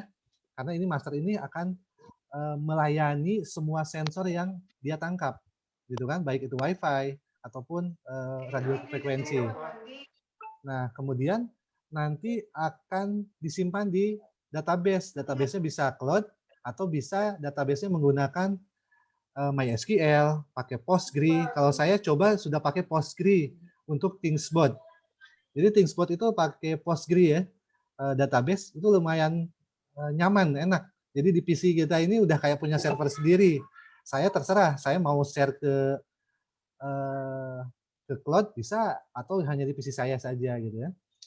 Kalau di perusahaan mungkin saya cukup untuk mengontrol di perusahaan ini aja, nggak perlu di rumah bisa dicek, ya udah tinggal diinstal ThingsBot, berikut database mungkin pakai Oracle, pakai MySQL, pakai ini ya, pakai Postgre database. Nah itu. Jadi kayak gitu pilihannya. Nah ini tampilannya seperti ini kurang lebih. Nanti itu dashboardnya ya. Jadi di PC itu kita nggak harus datang ke satu gudang, kita bisa memonitor secara real time setiap detik tergantung settingannya, setiap menit gitu ya. Nanti ketika ada masalah di ruangan itu mengirimkan sinyal ke handphone bahwa ruangan itu terlalu panas. Akhirnya kita datanglah ke gudang itu, kenapa terlalu panas? Oh ternyata exhaust-nya mati, exhaust fan-nya mati, gitu ya. Jadi IoT itu akan mempermudah pekerjaan kita, ya kita bisa mulai di rumah kita dulu lah, smart home gitu ya, kayak gitu. Kalau yang di industri tertarik ya silakan, bisa buat proyeknya untuk di industri. Oke, nah ini contoh koneksi instrumen di industri. Contoh koneksi instrumen di industri itu berdasarkan pengamatan saya, kebutuhan IoT di industri ini ya namanya industri ya, PT, perseroan terbatas, yaitu mengejar untung. Nah, untungnya ini berkurang ketika ada cost. Nah, cost-nya apa? Salah satunya cost-nya itu pemakaian energi listrik. Energi listrik itu harus dipantau di industri, gitu ya. Kita punya power meter. Saya nanti unjukkan, kebetulan saya punya power meter merek Mitsubishi Electric juga. Saya lagi ada project juga untuk coba. Nah, flow meter, power meter atau KWH meter yang di rumah atau yang di industri, itu kita mau ngamati pemakaian setiap harinya, setiap jamnya.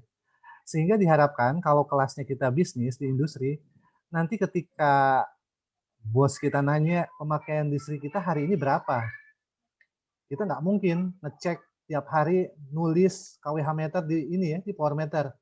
Kita maunya dibuat praktis. Kita tinggal buka HP, udah lihat grafiknya. Seperti ini ya.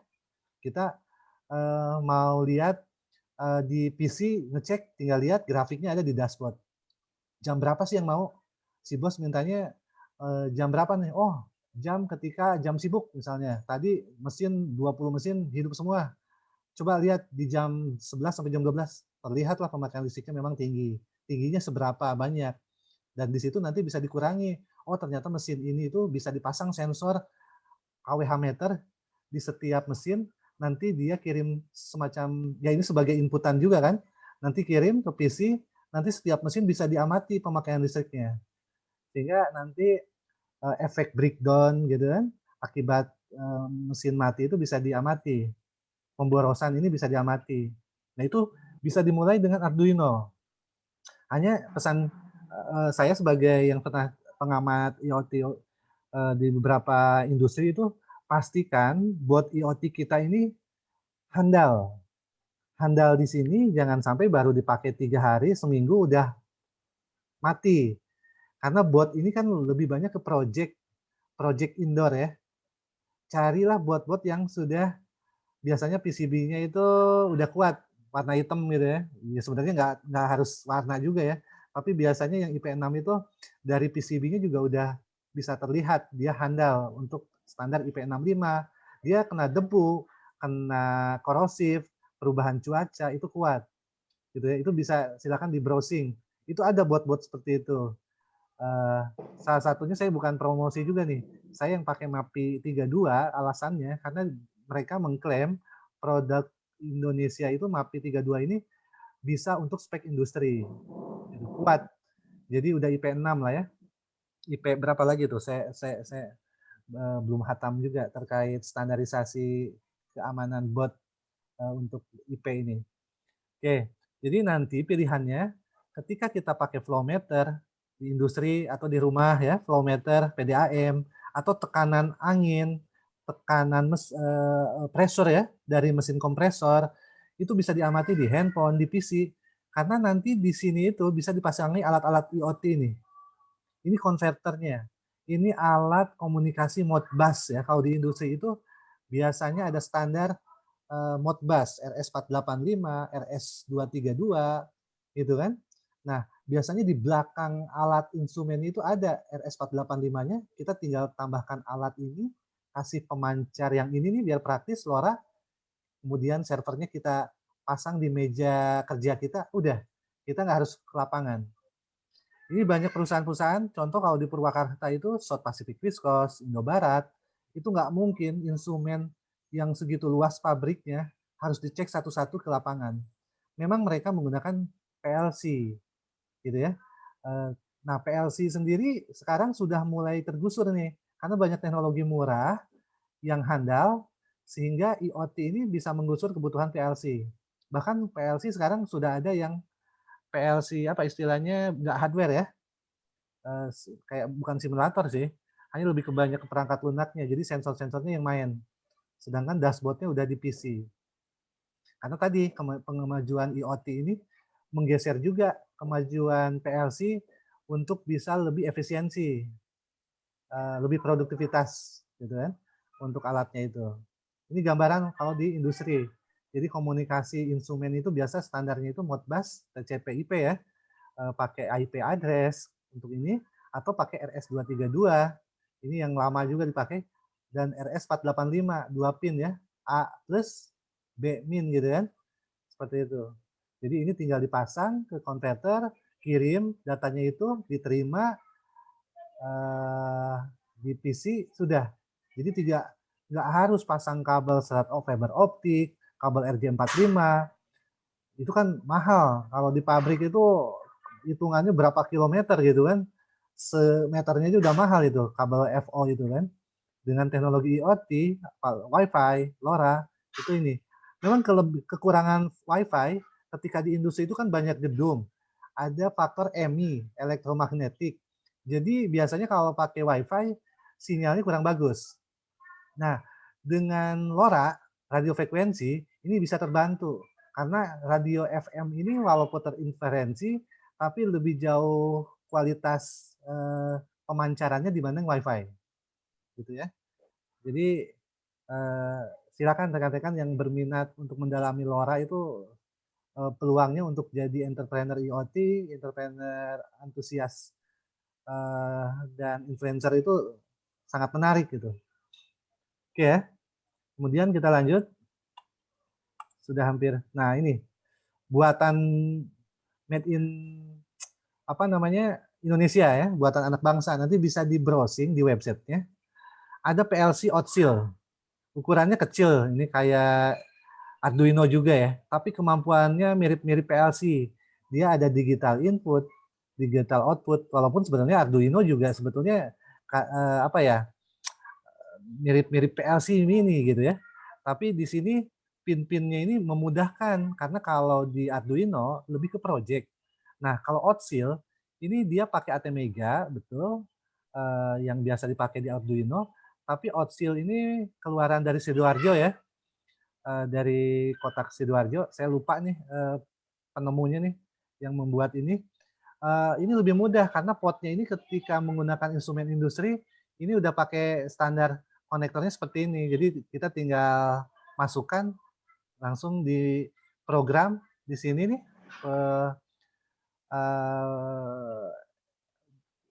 IC bootloader untuk Arduino-nya, AT Meganya sudah bisa digunakan untuk mengatur instrumen industri ataupun di rumah juga bisa dipakai ini ya. Kemudian Seymour.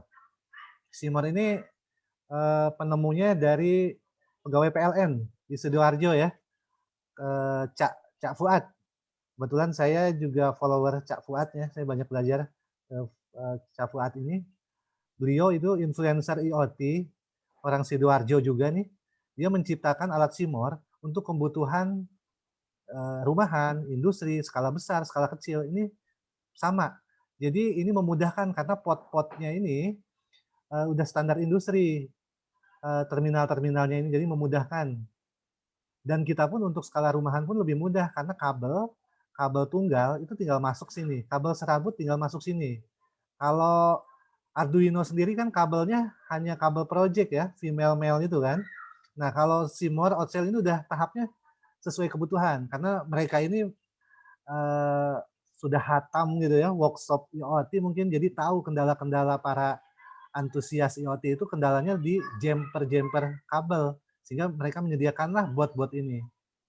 Lumpi juga sama, mereka lebih sederhana ya. Lumpi ini lebih ke robot kalau nggak salah ya. Lumpi ini penyedia untuk yang senang robot eksperimen, RC Robot Indonesia ya, KRC itu ya, kompetisi robot Indonesia. Nah ini yang menarik, KM-Tech dengan MAPI 32-nya, dia ini pakai SP32 ya, berarti udah dual core kan. Dia sudah punya kemampuan Wi-Fi, Bluetooth. Ini keunggulan di sinilah yang sebetulnya nanti kalau rekan-rekan lihat di websitenya dengan kata kunci di Google KM-Tech, ini bisa dikembangkan lebih jauh lagi nih produk yang ini nih, MAPI 32. Walaupun harganya memang lumayan ya, 5 lembar merah, tapi kalau untuk kita project yang sifatnya untuk kebutuhan skala kecil, skala menengah untuk industri, UMKM gitu ya, ini sepadan karena ini akan mendatangkan untung bagi penggunanya. Dan kita sebagai developernya, sebagai sales, sebagai maker IoT, kita akan tenang karena project kita ini umurnya paling enggak ini udah standar IP gitu kan. Kena debu, kena panas, outdoor ini lebih kuat gitu. Nah, satu lagi produk yang lebih ini lagi Antares. Ini produk Telkom ya. IoT Telkom. IoT Telkom mengeluarkan Antares ini. Nah, Antares ini nanti bisa dilihat sebetulnya dia main di cloud. Seperti ThingSpeak, ThingsBot, seperti TTN ya, Things Networks. Nah, ini Antares adalah lokal dari Indonesia. Cloud-nya Indonesia dari Telkom. Silakan juga ini bisa kita gunakan Antares ini.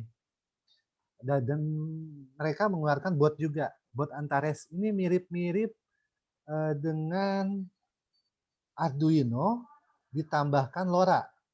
Kalau MAPI 32 ini ada LoRa-nya, ada ESP32 gitu ya. Nah, kalau ini lebih mirip ke Arduino pakai LoRa. Jadi tergantung nanti rekan-rekan butuh seperti apa. Oke, slide terakhir seperti itu. IoT Development Board.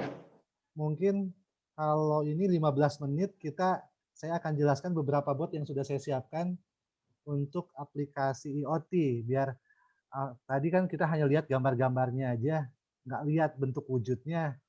Nanti mungkin 10 menit lah ya. 10 menit lah cukup sebelum kita azan lohor. Saya bisa perlihatkan kalau memang tidak ada pertanyaan dari rekan-rekan.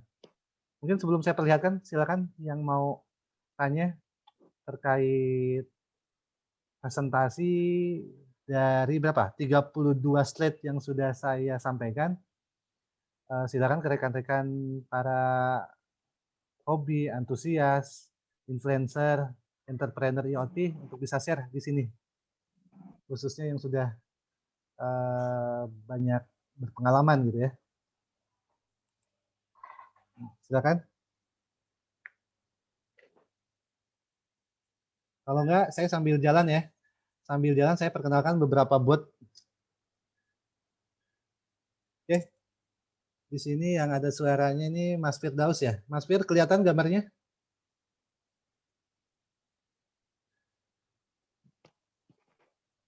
Mas Ya, Firdaus? kelihatan. Oke, Mas Firdaus kelihatan gambarnya dan rekan yang lain ya. Jadi ini contoh aplikasi Maaf IoT. pakai ini dulu ya. Oke, ini contoh penerapan IoT untuk CNC Mini. Jadi kalau kita bicara industri, CNC-nya pasti machining ya. Dia untuk boring, untuk facing gitu kan, mesin-mesin machining yang di Ya. SMK, yang pernah di SMK itu udah nggak asing dengan mesin machining. Okuma gitu ya, mesin Mitsubishi. Nah, kita mau coba IoT, kita membuat CNC Mini kayak gini. Nah, kita cukup menggunakan board Arduino Uno ini sebagai prosesor penggerak mesinnya. Kemudian nanti motor-motornya ini kita butuh seal boardnya pakai ini. Jadi motor stepper saya memanfaatkan mekanik, nah ini ya mekanik drive C-nya komputer PC desktop. Saya pretelin mekanik ini mekanik drive C seperti ini. Nanti dia akan berfungsi untuk menggerakkan XYZ aksis ya. Jadi dia nanti ketika saya pakai itu untuk laser, nanti lasernya itu bisa bergerak X, Y, Z gitu ya ke atas. Jadi 3 dimensi ini.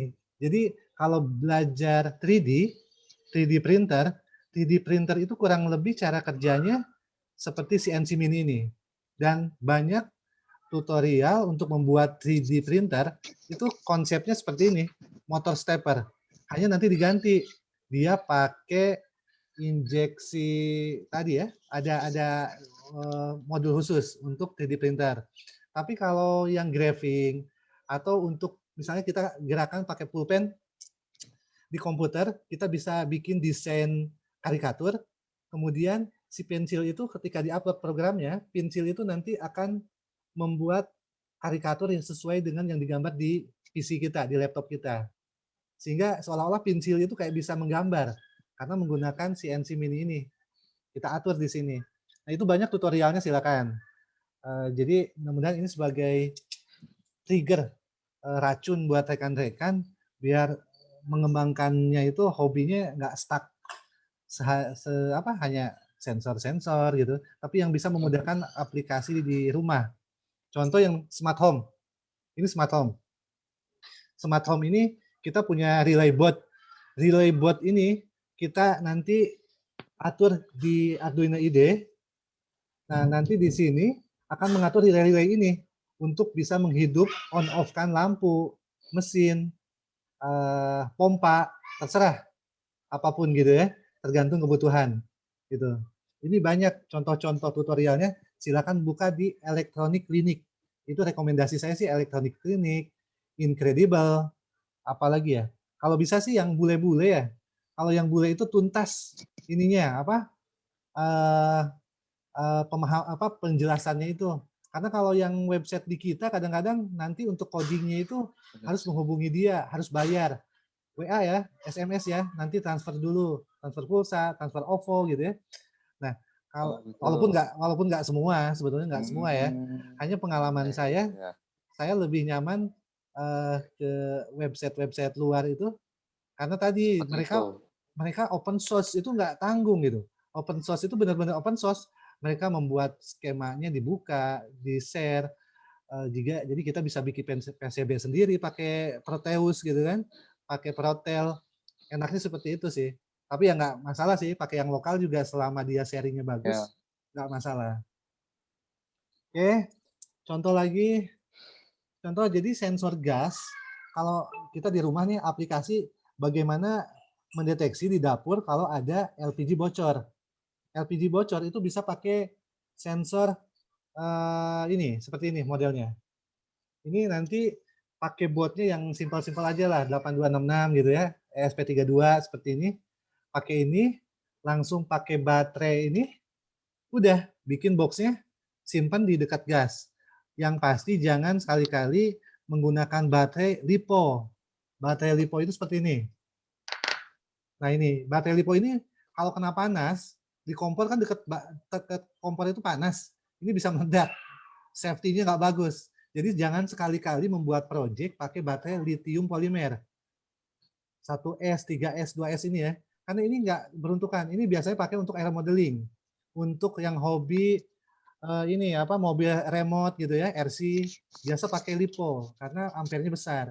Tapi untuk project IoT, apalagi yang kena di outdoor, jangan sekali-kali pakai lithium polimer ini karena mudah meledak.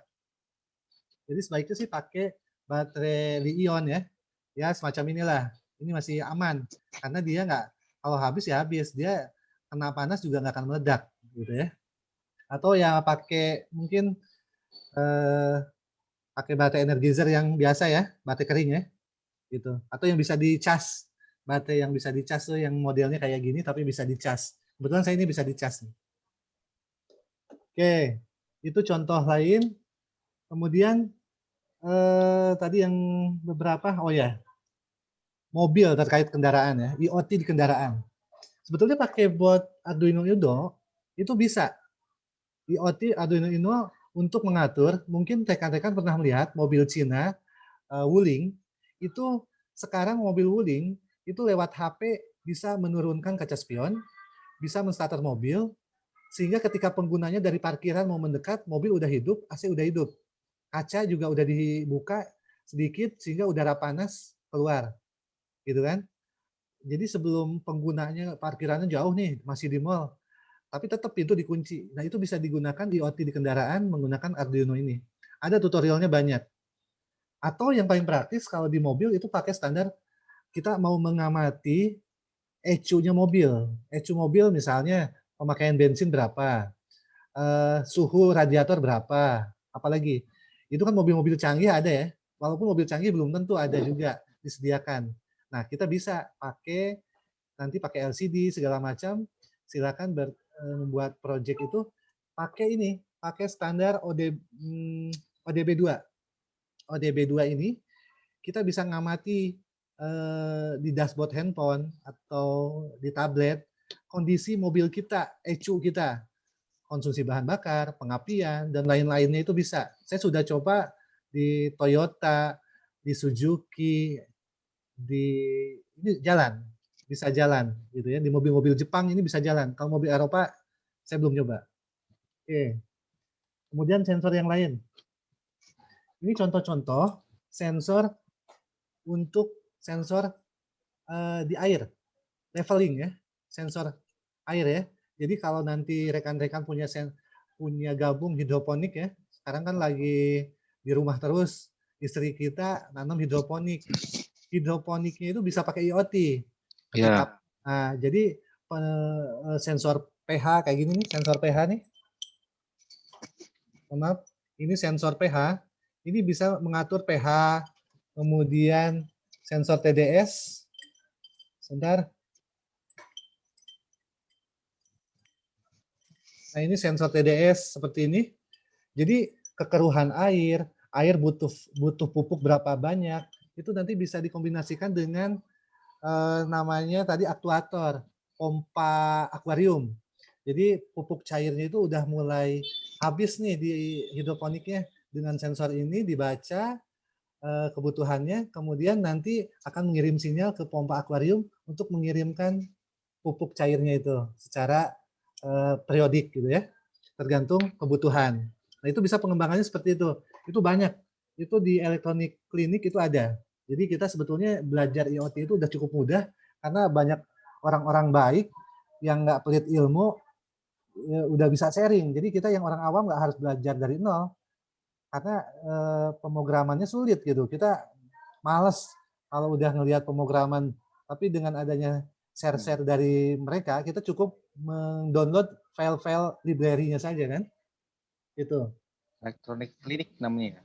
Iya, betul. Aduh, sorry ini ada yang jatuh nih. Nah, ini contohnya RFID ya. Jadi absen, sidik jari, fingerprint, sensor finger. Jadi kita misalnya mau buka pintu itu nggak harus buka kunci, tapi cukup orang rumah kita ada 5 orang, kita daftarkan fingerprintnya. Jadi kalau mau buka rumah, kita cukup kuncinya hilang, tinggal tekan di sini, kunci pintu kebuka. Nanti kuncinya ada. Ada yang jual modul untuk kunci IoT. Jadi dia ada mekaniknya. Dihubungkan dengan bot kita, itu banyak di Electronic Clinic udah ada banyak sharingnya. Tinggal diklik sini, pintu kebuka gitu ya. Ini RFID. Sorry, saya kayaknya salah. Ini RFID ini kartu, sistem kartu, sorry. Kalau yang sidik jari ada lagi sensornya.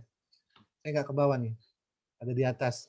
Jadi ini RFID ini lebih ke kayak kartu ATM gitu ya, warna putih. Nanti untuk kita kartu. Ya kartu.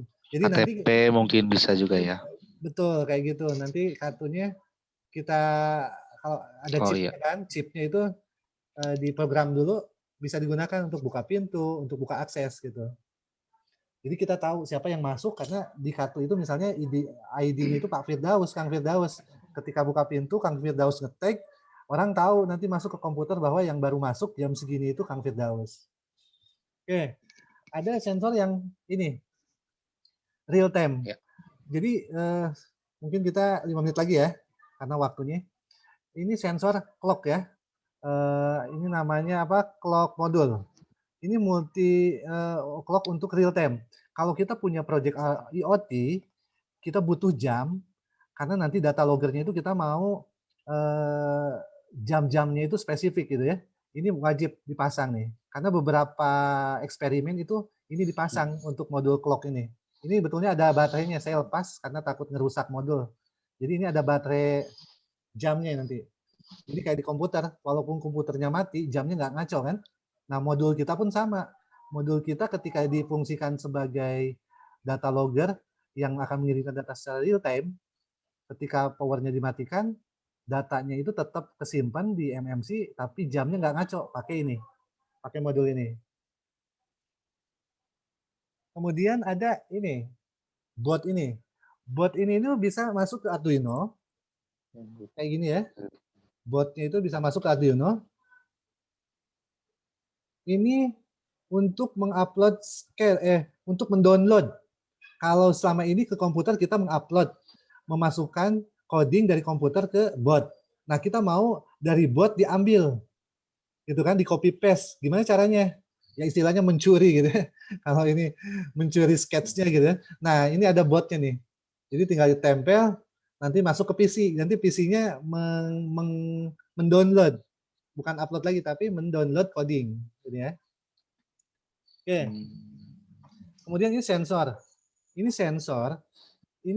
Ini bisa membaca putaran mesin. Putaran mesin RPM-nya berapa sih? Ini kayak tachometer ya. Tachometer.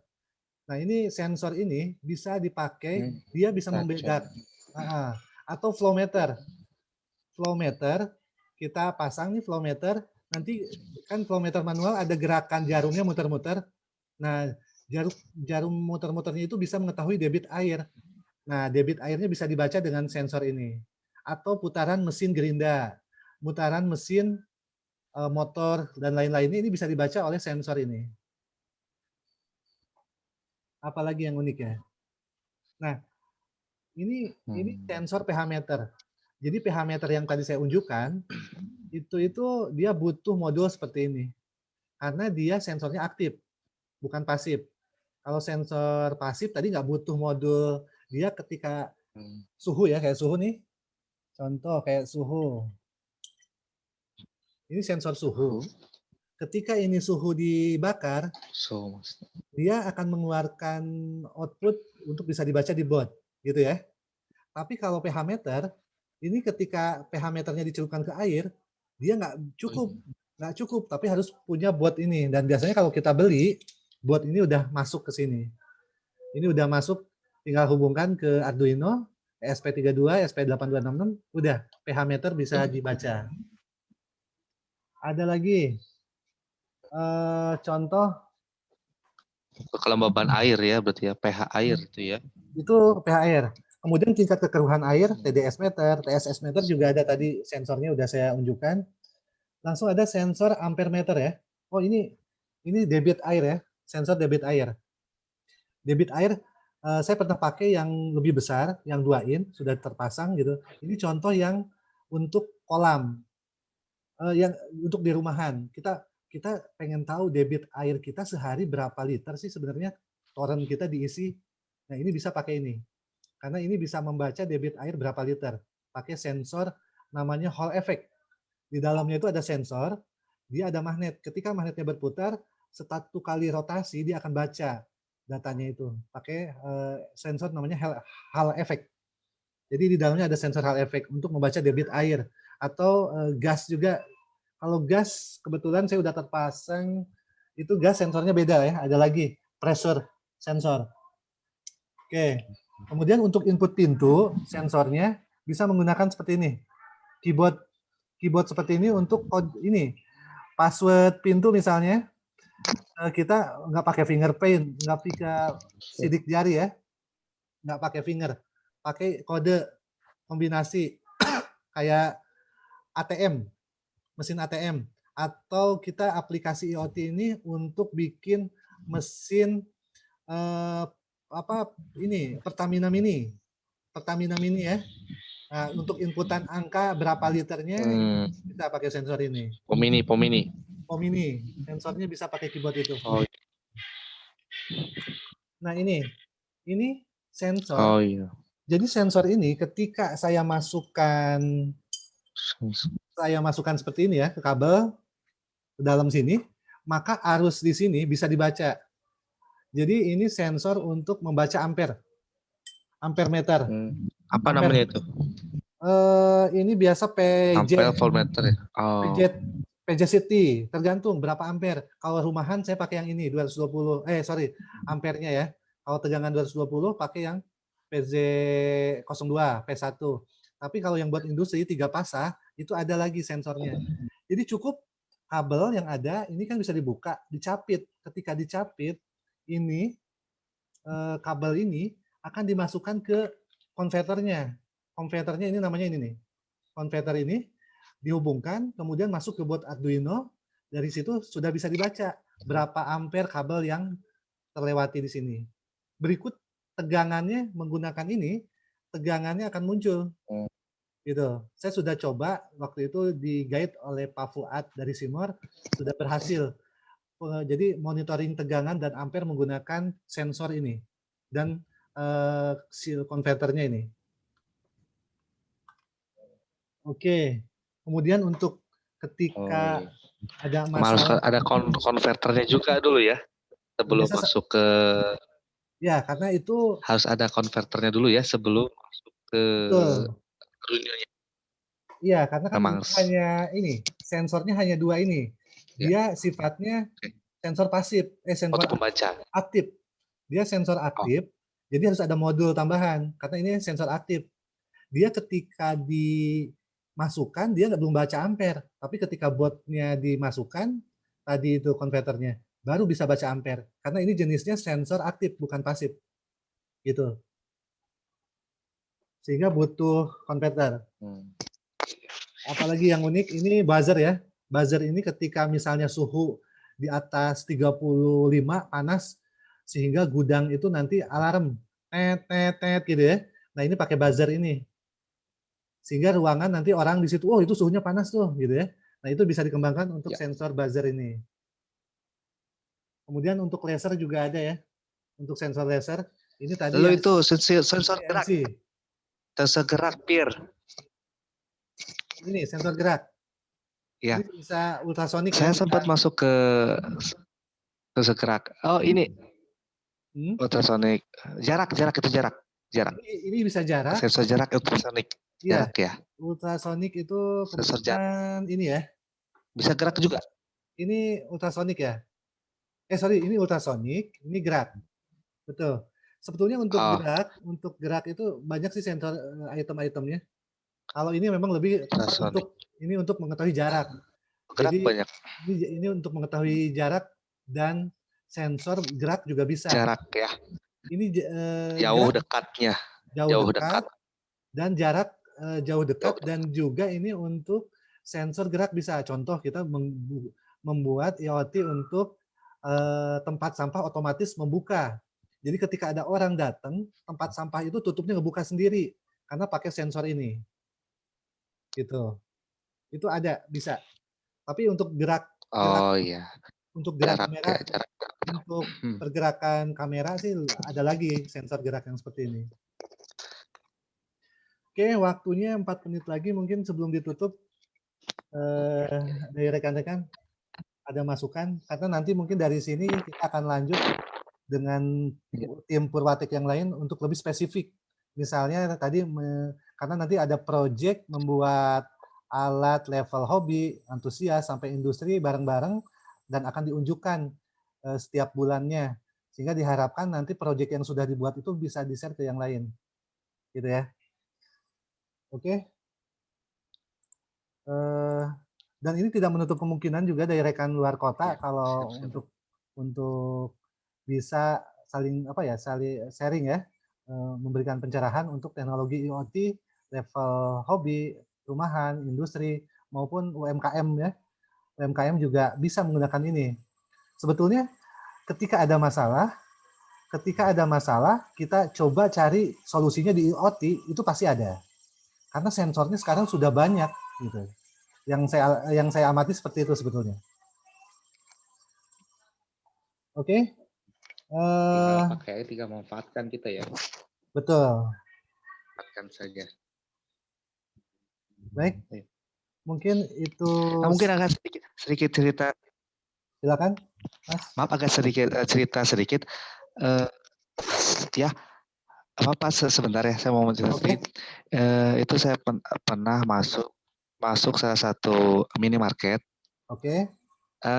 Itu sudah jadi pada saat saya masuk satu ruangan ya tepatnya ke belakang gitu, satu ruangan. Jadi kita pas masuk dia udah menerapkan pas kita masuk lampu menyala sendiri gitu. Dia Oke. menggunakan sendiri pasang. Tapi saya tidak melihat alatnya itu biasanya kan digantung dekat lampunya gitu. Mungkin sensor PIR ya, PIR. Betul, bisa. Pada saat kita masuk ruangan nyala lampu sendiri. Untuk maksudnya alatnya selain PIR ada lagi memang. Kalau PIR kan memang agak besar ya. Seperti Sebetulnya bola itu kan. betul. Setengah bola. Itu sensor ya. Selain PIR apa ya? Selain PIR itu, PIR itu. Itu sebetulnya untuk spek Sensor gerak industri. itu. Oke, Pak Fir. Kang Firdaus, sebetulnya untuk sensor itu tuh udah banyak di industri.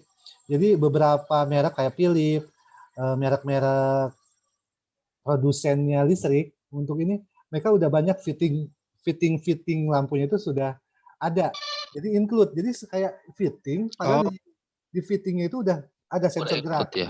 Betul. Tapi kalau untuk IoT itu ya kita tadi pakai sensor yang tadi saya jelaskan itu bisa dicoba dan banyak sudah coba itu berhasil. Hanya nanti kita tinggal mengemas. Sebetulnya tugas kita ketika IoT itu level hobi misalnya, setelah jadi berhasil kita kemas menjadi antusias untuk diaplikasikan di rumah minimal untuk mempermudah pekerjaan kita, pengingat gitu kan. Karena dari situ kita nanti kan akan bikin packingnya, bikin boxnya. Nah itu yang diharapkan seperti itu sih. Oke, mungkin karena jam 12 ada rekan-rekan lain juga yang mau sholat lohor dan lainnya. Nanti kita lebih share-nya nanti dilanjut. Untuk webinar ini dicukupkan saja mungkin ya. Terima kasih kepada rekan-rekan yang sudah setia nih sampai akhir, kepada sahabat-sahabat saya, teman-teman saya, Mas Kang Firdaus, Mas Agus, Pak Sumardi, Kang Cepi, Kang Ahmad, terima kasih banyak. Mudah-mudahan kita ke depannya bisa share lebih banyak lagi, terutama yang case-case langsung ya. Kalau sekarang kan lebih banyak ke A sampai Z-nya untuk IoT, tapi nanti lebih fokus lagi untuk bisa melakukan project, karena rencananya di Purwatek ini akan mengumpulkan semua project-project anggotanya, dan ketika ada pameran di satu kota, kita akan ikut pameran tersebut untuk mengenalkan IoT lebih jauh. Khususnya IoT untuk level industri atau untuk aplikasi smart home, gitu ya. Baik, terima kasih atas waktunya, kesediaannya. Mudah-mudahan bermanfaat. Assalamualaikum warahmatullahi wabarakatuh.